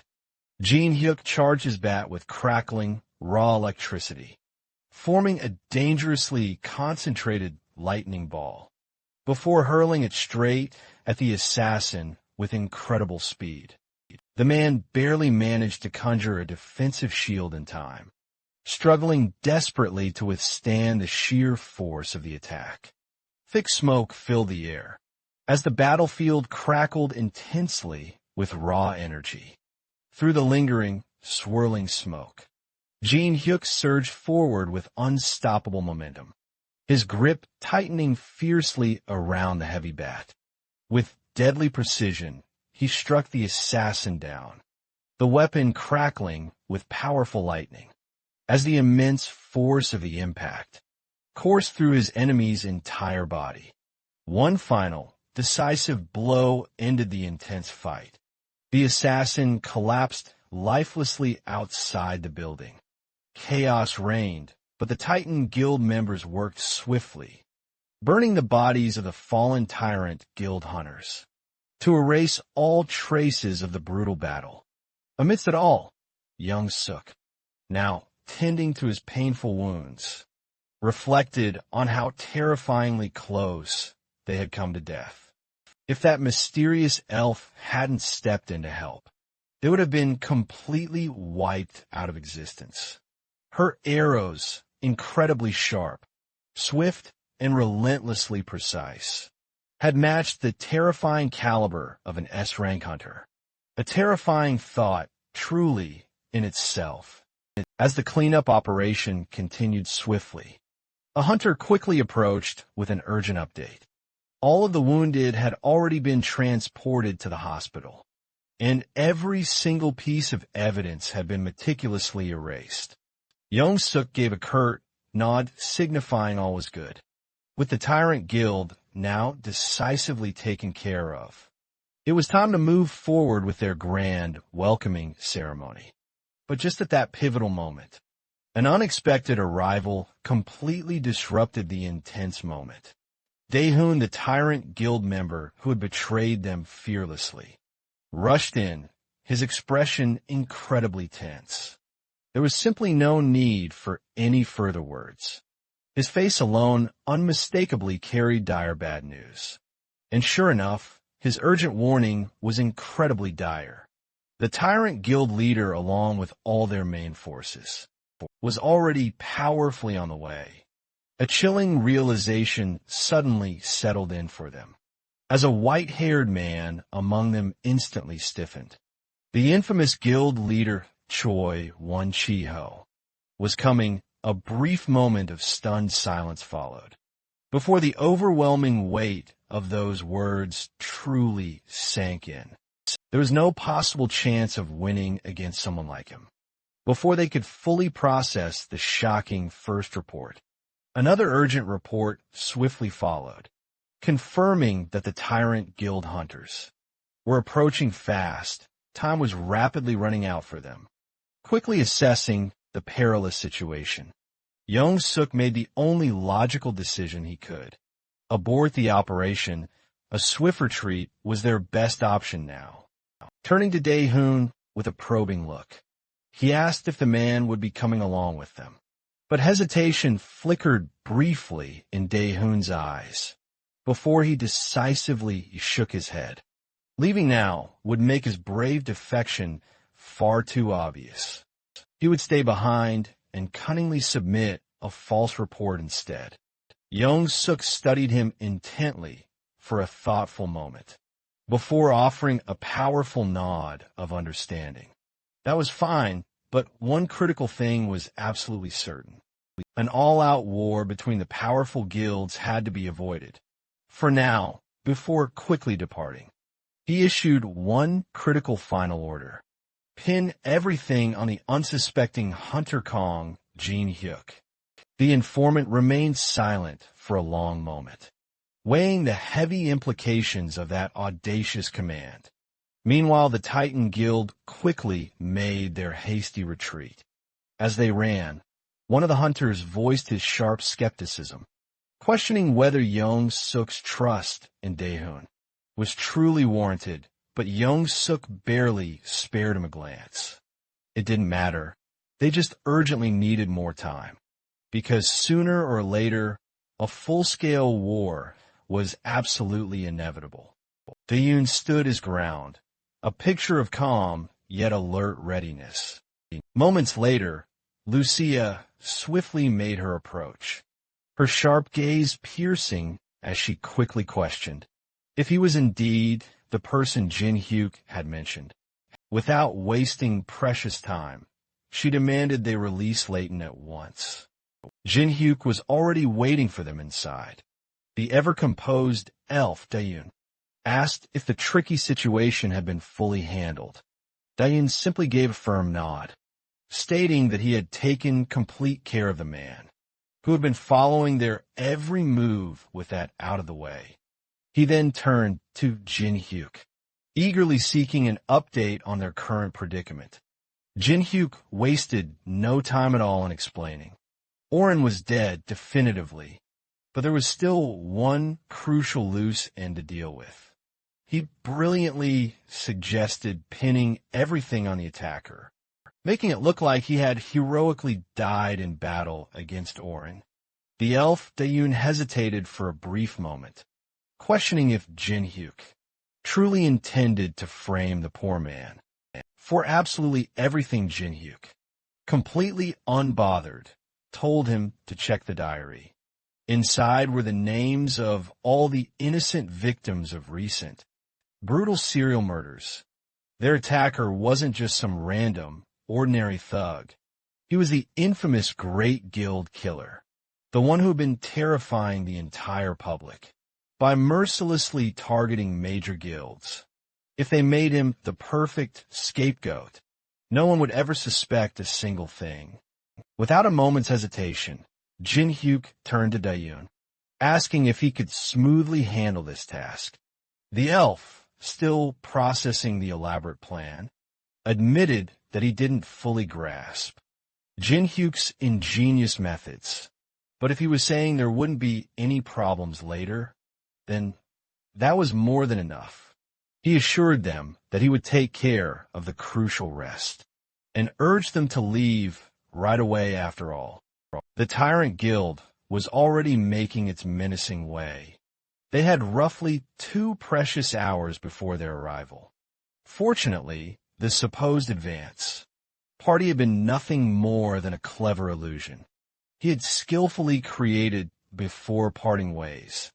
The elf expressed his heartfelt gratitude, thanking Jin Hyuk for saving him and all the others. Jin Hyuk, as was his custom, dismissed it casually. There was simply no need for thanks. Just a simple request to contact him soon, one with everything concluded as he calmly walked away. 2, Jin Hyuk couldn't help but flash a knowing smirk. 3, at the electrifying thought of what was about to unfold. For the Tyrant Guild had just taken a truly massive, crushing blow. 5, and once the other powerful guilds caught wind of this shattering news. 6, they certainly wouldn't just sit back and idly watch. 7, the Tyrant Guild's inevitable, spectacular downfall was at hand. 8, and honestly, deep down, 9, he was absolutely relishing the thought of watching it all crumble. 10, meanwhile, the intense scene suddenly shifted to the Titan Guild's esteemed master.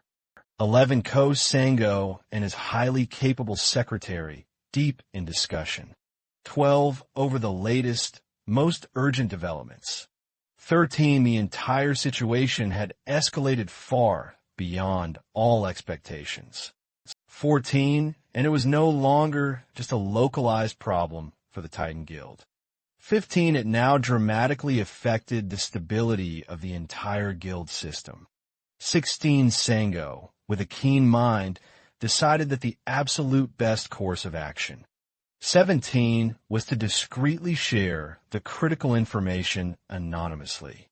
18 is secretary, however, ever so cautiously. 19 pointed out that doing so would immensely benefit all the other guilds. 20 potentially putting their own Titan guild at a severe disadvantage. 21, but the wise guild master, Ko-Sango, simply wasn't concerned about that.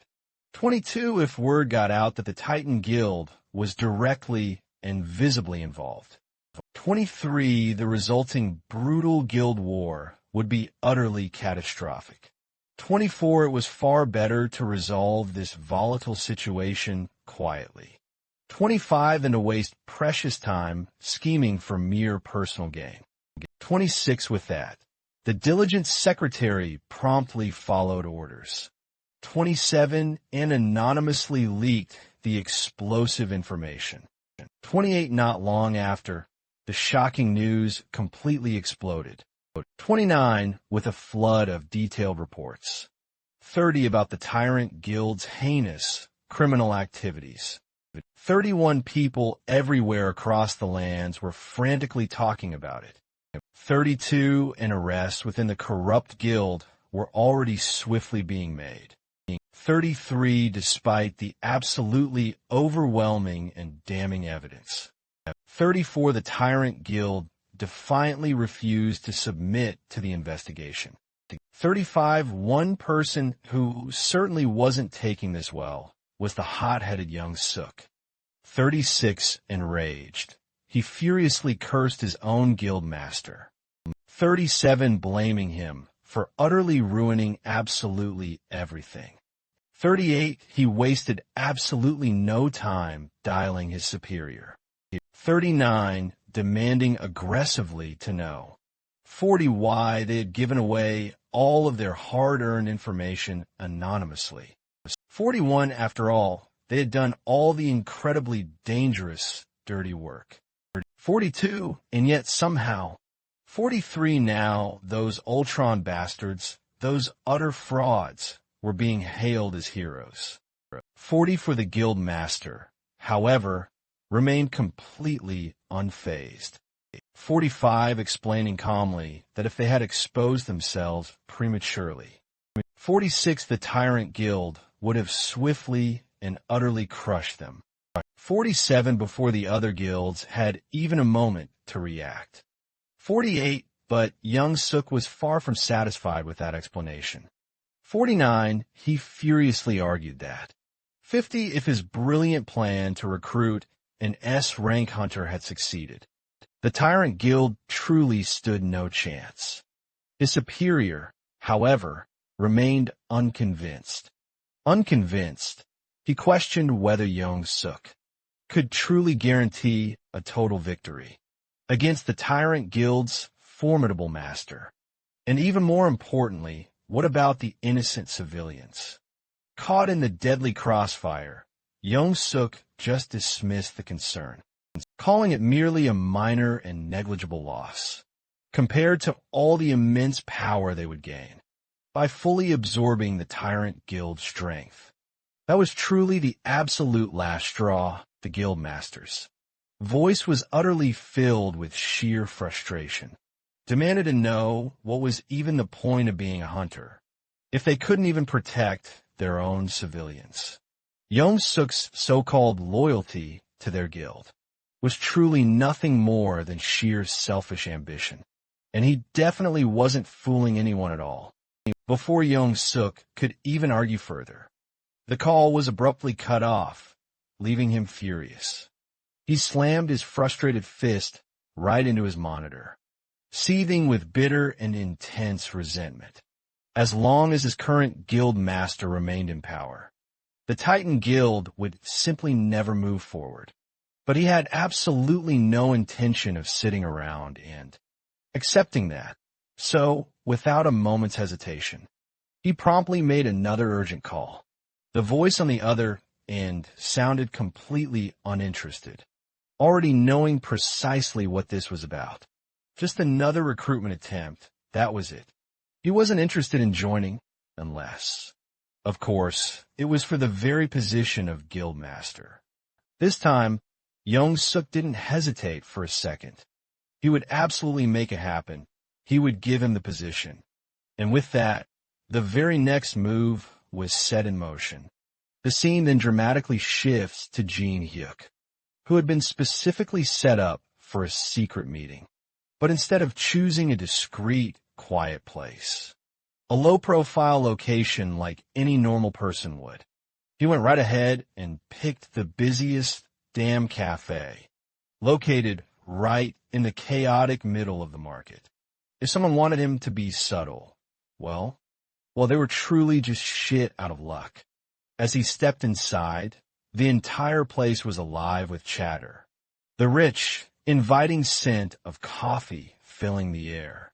A bustling mix of people surrounded him everywhere.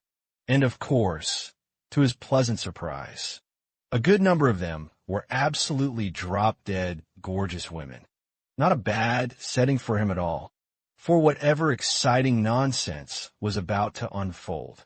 Before he could even fully take in the energetic scene, a voice called out to him.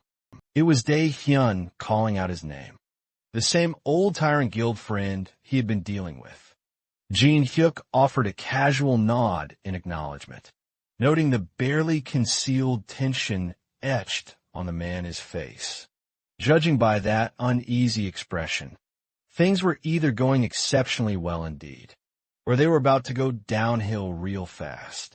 Dae-hyun, casually nursing a steaming cup of coffee, assured him that for now everything was completely under control. But Jin-hyuk was certainly not stupid. There's always a big but lurking right around the unexpected corner. Without wasting another precious moment of their time, he promptly asked if the intricate web of lies they had spun had truly held up. At first, it certainly seemed like their plan had succeeded. The whole plan was running smoothly and perfectly. But as they had unfortunately expected, there was a serious damned problem. The infamous Tyrant Guild had decided to form a relentless pursuit team. Jin-hyuk barely reacted at all. He did not even frown. He did not flinch. Hell, he barely moved a muscle. He did not even look remotely concerned by the news. Instead, with all the urgent deliberation of a man, debating whether to add even more sugar to his coffee cup, he picked up his mug and took a long, slow sip, and leaned back comfortably into his seat. The Tyrant Guild was already hanging on by a single fragile thread. Yet somehow, against all odds, they still found the resources to relentlessly hunt someone down. He almost found it truly funny, almost but not quite. Dae-hyun, however, had a different perspective. He had a crucial explanation for the whole situation. The higher-ups of the guild were not buying their elaborate story. To them, the body had been discovered far too quickly, and the news had spread too damn fast like wildfire. That could only possibly mean one truly alarming thing. There had to be another cunning culprit involved. Someone else was indeed pulling all the hidden strings. Jin-hyuk, ever the picture of cool indifference. He simply acknowledged their concerns, that no concrete evidence had yet truly surfaced. As long as his true identity remained completely hidden, there was truly nothing for them to worry about. Even so, playing it safe was never a bad idea at all. If lying low, for just a short while, ensured that the Tyrant Guild crumbled completely on its own, then maybe it was certainly worth deeply considering. Dae-hyun then agreed with a decisive nod. Then, without any warning whatsoever, he pulled out a burner phone and promptly handed it over. A deceptively simple, yet meaningful gesture But the critical information on that device, it held everything vital Jin Hyuk needed to understand about the pursuit team. Jin Hyuk grabbed the iPhone 11, a true relic by today's standards, but remarkably still quite functional, and began scrolling through the crucial information. Dae-hoon watched him closely, hesitated for a brief moment before asking if he truly planned to go through the intel. Right there, right then. Jin Hyuk, of course, didn't give a shit. Nothing in this place mattered. No one was watching them, in fact. No one was real because the whole cafe, the chattering crowd, the ridiculously beautiful women, none of it actually existed. It was all an illusion. Dae-hoon's reaction was immediate. He was surprised that Jin Hyuk had seen right through it from the very start, and as realization dawned, Jin Hyuk simply smirked as if the whole deception was nothing more than a mildly amusing joke, because at the end of the day, the only thing that truly mattered was who the hell believed they could actually chase him down. Jin Hyuk settled into his seat, making himself comfortable, as Dae-hoon carefully laid out the details. The pursuit team comprised just two individuals, an archer and a powerful mage, both absolute masters of disguise and concealment magic. These cunning bastards could very well approach him in the guise of someone he already knew. Jin Hyuk barely reacted. His face screamed utter boredom. That was it. That was all they had against him. Dae-hoon, noticing the profound lack of interest, reached into his pocket for a brief moment. It looked like he was about to pull out a mere coin. But no, he was merely teasing. What he actually pulled from his pocket was something far, far more annoying. A monster counter. Jin Hyuk's eyes narrowed slightly. He instantly recognized the device, the very same type the Titan Guild had given him, the one he had used when taking down Leviathan. But this one was noticeably smaller, sleeker, and different. He picked it up, examining the sleek new design, and shot a questioning glance at Dae-hoon. The explanation followed after the All Wrong incident. The association then provided further details, had developed an advanced version of the device, its crucial purpose to monitor all hunters. Jin Hyuk took a closer, more detailed look, turning the counter over in his hand. His mind was already racing, anticipating the kind of problems this thing was about to cause. And then Dae-hoon dropped the real kicker. Starting immediately, all hunters, beginning with his guild, were now required to wear one. This wasn't just some basic tracking tool anymore. It was a goddamn leash. Every single hunter would now be under the associations. Watchful, inescapable eye. That meant one thing for Jin Hyuk. Serious trouble with this device. Even hunting in his private dungeon could quickly become a massive problem without a hint of hesitation. He calmly handed the counter back to Dae-hoon. Nope, he was absolutely not dealing with that bullshit. Dae-hoon, however, was far from done warning him. If Jin Hyuk planned on using the all-round pill, he needed to do it right now, before the monitoring system was fully established. There was absolutely no room for error. If Jin Hyuk took the pill after the system was in place, his sudden, immense spike in power would immediately attract unwanted attention. And if that happened, even a formidable tyrant guild would start suspecting him. Dae-hoon was practically urging him at this point. Make a decision, and make it fast.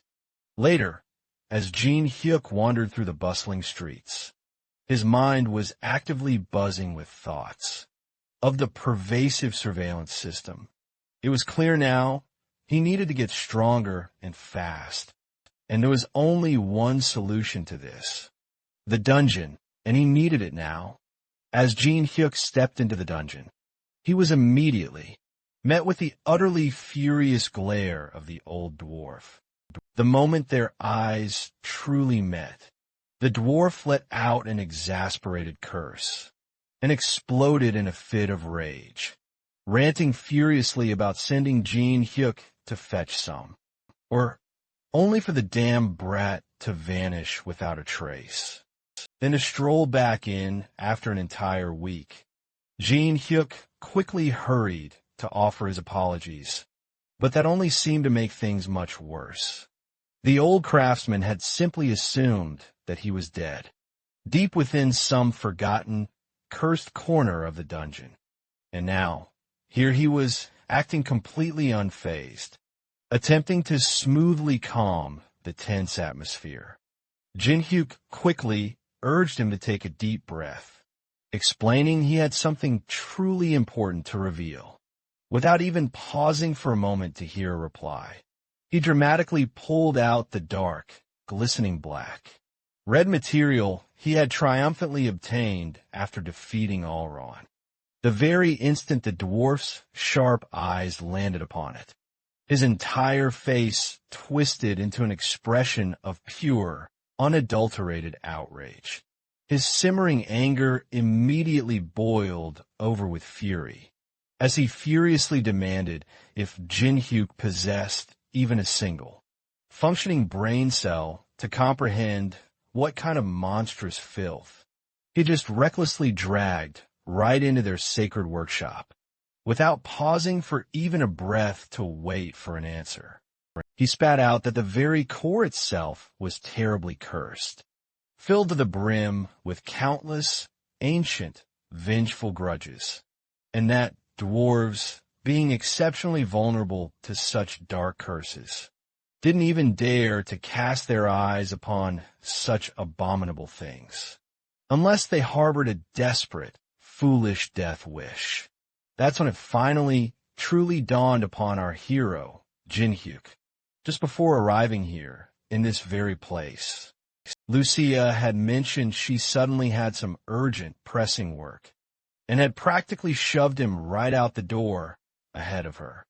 Now, in that moment, it all made perfect, terrifying sense. That cunning, mischievous little devil had completely set him up.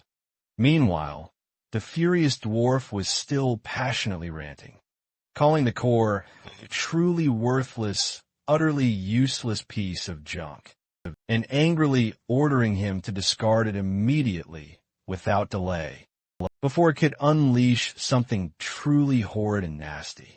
Jin Hyuk, feeling a pang of guilt, promptly apologized again, but the grizzled old dwarf just let out a long, suffering sigh, and muttered that, technically, being an idiot wasn't a crime, shaking his head with a mixture of exasperation and pity. He grumbled that he'd reluctantly take care of this awful mess for now. That's when it finally shrewdly clicked for our clever Jin Hyuk. Dwarves, he realized, were incredibly prideful, stubborn bastards, when it truly came down to their immense, unyielding pride. They could absolutely pull off the most impossible, incredible feats, just to prove a stubborn point, as the old dwarf turned to leave.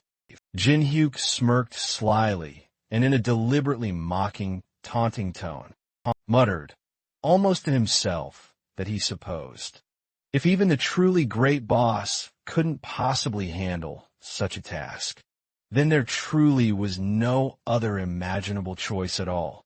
Lucia had been absolutely, shockingly right all along. She even explicitly said it would prove far too much for him. The cleverly chosen words landed perfectly, striking home. The dwarf instantly froze, his face twisting in a snarl, as if someone had just mercilessly stomped all over his immense pride. His voice erupted, coming out incredibly sharp and pointed, as he fiercely demanded to know what exactly that elven Brad had dared to utter about him. And just like that, the entire scene dramatically shifted once again. Jin Hyuk found himself suddenly standing on the same cliff, gazing intently down at the treacherous place below, the ominous temple of the dragon looming there. The cunning old dwarf had completely taken the bait, wholeheartedly accepting Jinhyuk's bold challenge. He had forcefully shoved a gleaming key into Jinhyuk's hands, instructing him to bravely open the temple and purify the dark curse. Only then, he boldly declared with a grin, would he forge something even more magnificent and better than that pathetic little bat Jinhyuk was currently using. Lucia, of course, absolutely, had plenty, and I mean plenty, to say about this. She gave Jinhyuk an absolutely incredulous look, and furiously muttered that he was completely insane for daring to use her sacred name to provoke the dwarf. Jinhyuk simply shrugged his shoulders, reminding her sharply that she was the one who abandoned him. First, without missing a single beat or moment, he then held up the key and asked if this tiny thing could actually truly open the grand temple doors. For the very first time, Lucia's expression turned deadly serious. She confirmed that it certainly could, but then urgently asked if he had any idea what kind of terrifying place he was about to step into. Jinhyuk, still completely unfazed, tilted his head innocently and asked what she truly meant. Wasn't it just some dusty, ancient temple? Lucia let out a heavy, exasperated sigh, clearly beyond frustrated by his shocking lack of concern. This was not just some peaceful old ruin. It was something far, far more dangerous than any dungeon he had ever faced. So far, and if he dared to go in now without proper preparation, he'd be absolutely dead before he could even satisfy her. With his damn chocolates, she made it perfectly clear. She simply couldn't afford to let his stupid self get killed. And with that, she sharply turned on her heel and ordered him to move. They were heading home, right this very instant. Jinhyuk loudly groaned, protesting that after coming all this arduous way, they were just going to pathetically turn back now. But Lucia was absolutely not budging an inch. This dungeon was simply too dangerous, and they had no other choice.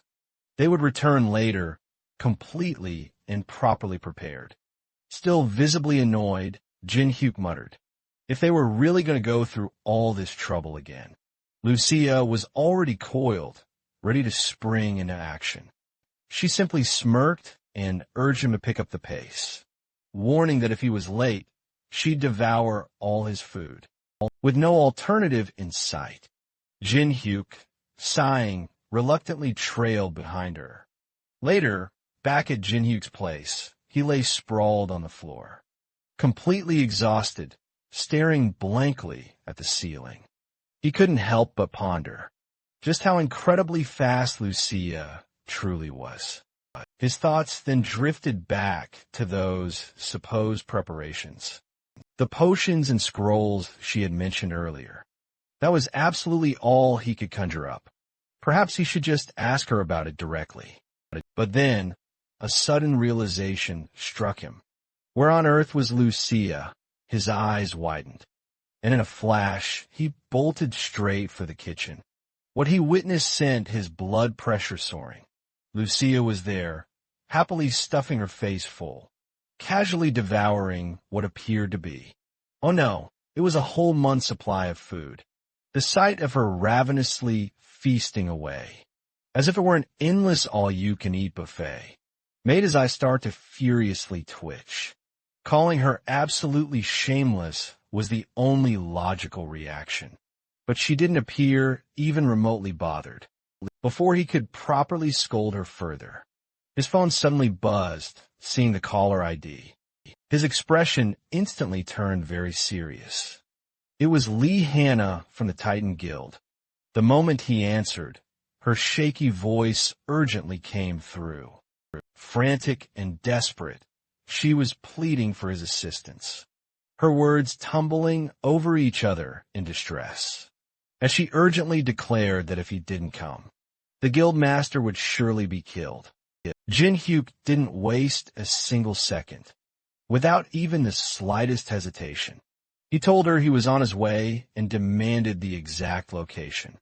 As dusk began to finally settle, the dimly lit room painted a truly grim picture. Bloodied clothes were strewn across the table. A first aid kit lay wide open, and CEO Sango slumped heavily in his chair, his body now covered in fresh bandages. His secretary, Lee Hannah, worked quite frantically, her hands trembling wildly as she patched him up. Tears welled in her eyes as she desperately begged him to hold on, sobbing that Jin-hyuk was finally on his way. But the agonizing pain was truly unbearable. Sango suddenly coughed quite violently, a fresh trickle of blood escaping his lips, making Hyena's chest tighten in helplessness. Seeing her boss in such a wretched state was more than she could bear. Sango, despite his pain, forced a weak smile and assured her that he would be fine, telling her not to cry, but she wasn't stupid. She knew he was lying through his teeth. His condition was worse than he wanted to admit. Just then the doorbell rang. Hyena flinched, her heart skipping a beat.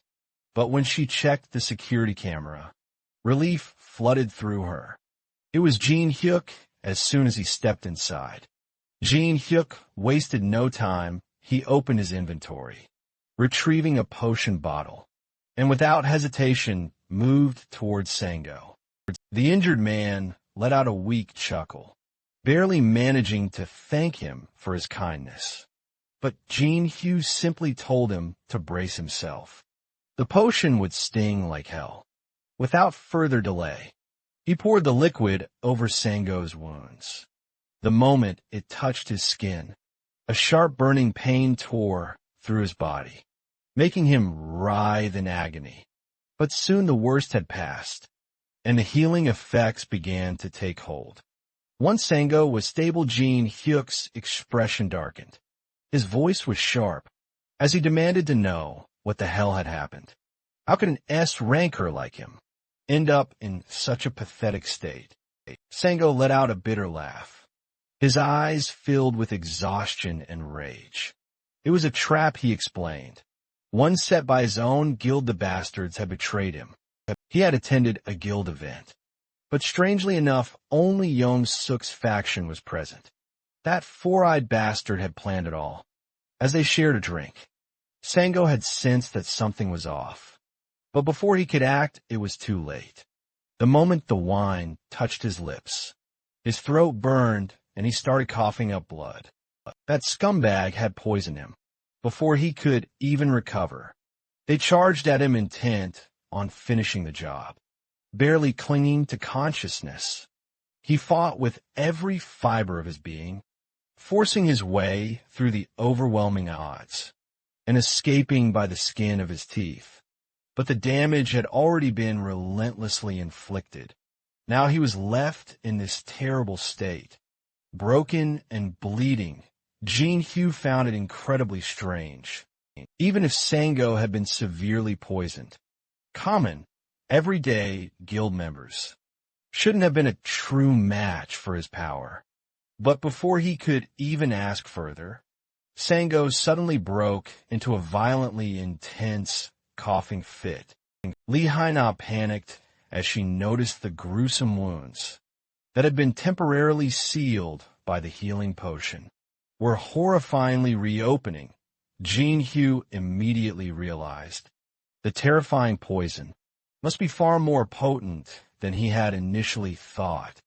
Without wasting even a precious second, he turned to Lee Haina and asked if she knew exactly for sure what monstrous kind of poison had been used on Sango, and whether there was any antidote available. She shook her head, saying she had absolutely no idea, but hesitantly asked if they could at least try, using the standard antidotes that hunters typically carried. Jin-hyuk didn't even hesitate for a moment, before instantly dismissing the entire idea. knowing it wouldn't work against something this devastatingly potent. They urgently needed proper, immediate treatment, and fast, without another precious word. He said they had to head to the hospital immediately, right now. But Sango, still struggling desperately to breathe, weakly refused, declaring the hospital wasn't a safe option. They might just come after him relentlessly again. Jin-Hyu fully understood his very serious concerns. If those ruthless bastards found out where they were hiding, innocent civilians could easily get dragged into this terrifying mess too. He had no choice but to take a completely different route. Without wasting any more precious time, he turned to Lee Haina and told her to quickly get ready. They had to leave with utmost speed. He had a sudden, brilliant plan. His home might just have a desperate way to treat the deadly poison. As they got into the car and started quickly moving, a vibrant red car almost aggressively crashed into them out of nowhere. It was Lee Haina behind the wheel, her eyes widening in genuine surprise. As she quickly rolled down the window to ask if they were truly okay, Jin-Hyu quickly assured her with his voice that he would definitely take care of the guildmaster, and told her to hurry up without wasting a single second. She immediately slammed her foot firmly on the accelerator, sending the car roaring down the streets. She weaved left and right, drifting through narrow alleys like a pro. Her driving skills were truly exceptional, pulling to a halt at a traffic signal. Jin-Hyuk turned to Sango, reassuring him not to worry, and just to stay conscious a little longer. They were almost there, just hang on. But before he could utter another word, Lee Haina spoke up, her voice tense and urgent. They had a major problem. Someone was tailing them. Jin-Hyuk's eyes narrowed as he quickly glanced in the rearview mirror. It was the same menacing red car from earlier. The very moment the traffic light turned green, Lee Haina asked what in the world they should do. Jin-Hyuk didn't hesitate for a second. They absolutely couldn't head to his place while being followed. He had no choice. He told her to just follow his directions closely. After a little while, they finally pulled up at a massive construction site. Jin-Hyuk quickly told Lee Haina that he would personally block their relentless pursuer, and handed her his current location, quickly informing the elf to open the door for them, pronto. As he boldly stepped out of the car, a man in a dark black hoodie slowly approached him, his voice dripping with sinister mockery. Instead of the mighty CO Sango, a lower-ranked guy was foolishly stepping up to block him. Jin-Hyuk scanned him, his sharp mind racing rapidly. Only one dangerous person seemed to be tailing them. Just then, his phone suddenly rang. It was Lee Haina. She surprisingly hadn't left yet.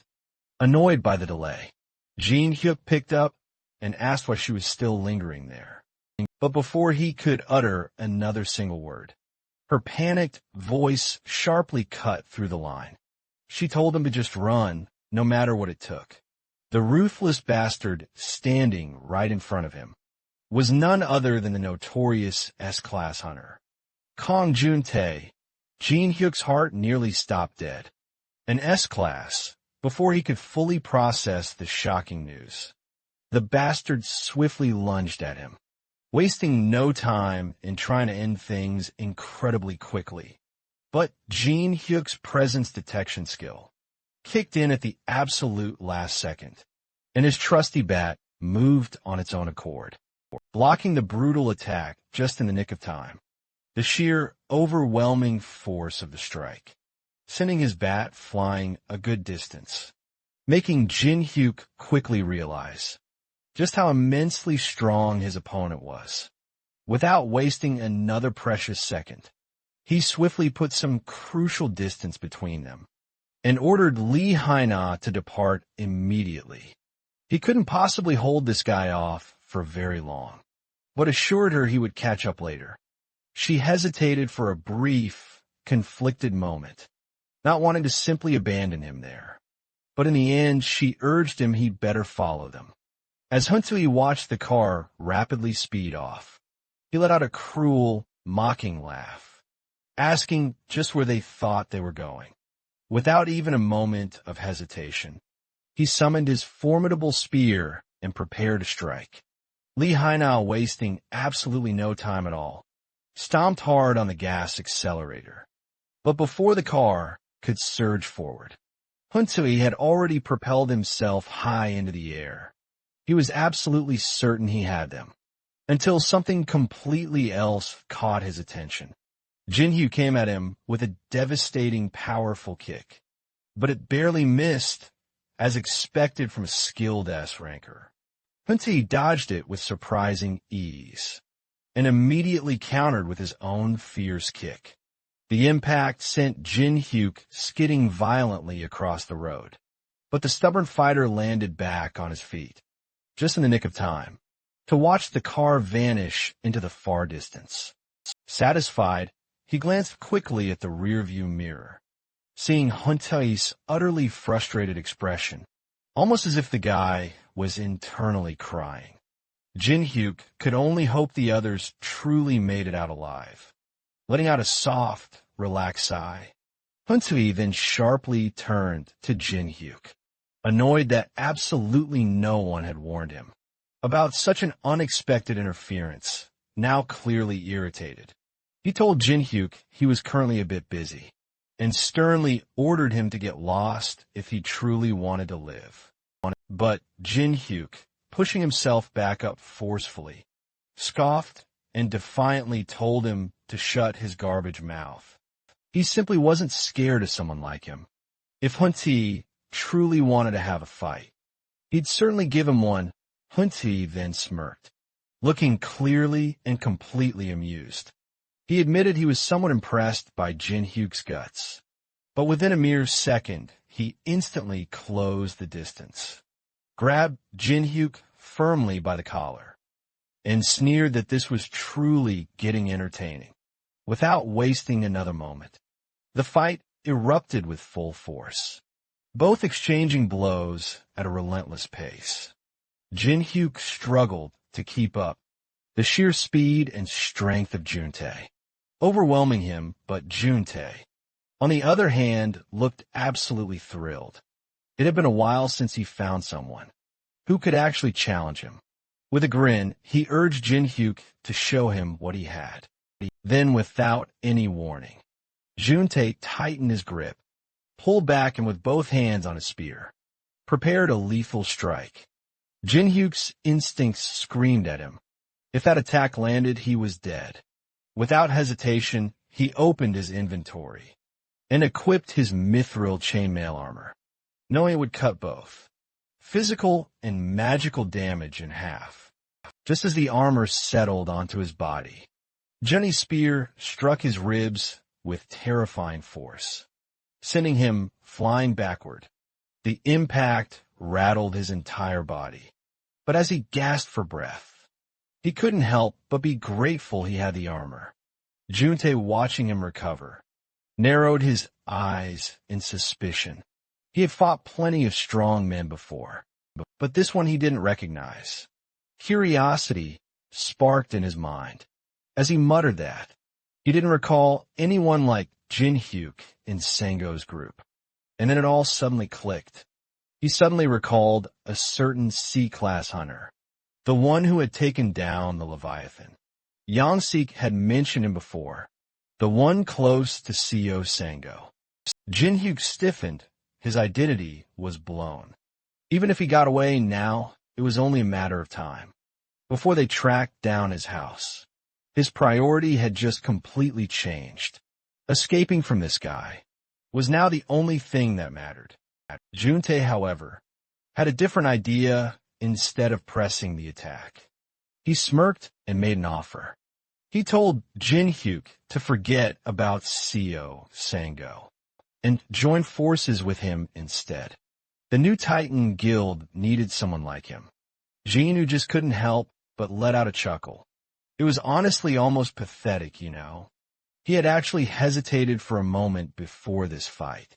But now, after hearing such an unbelievable offer, he knew exactly where he stood now, without a doubt.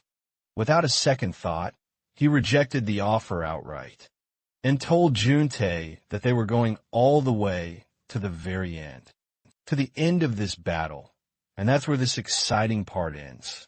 If you truly enjoyed this thrilling story, don't forget to hit that like button and help us quickly reach our goal of 300 likes. As quickly as possible for more action. That's what we need. I promise to drop the next incredible part even sooner for you all, once we hit that target. So let's get there together. If you're craving even more exciting stories and adventures, make sure to check out these other amazing videos right here. See you in the next thrilling episode, everyone.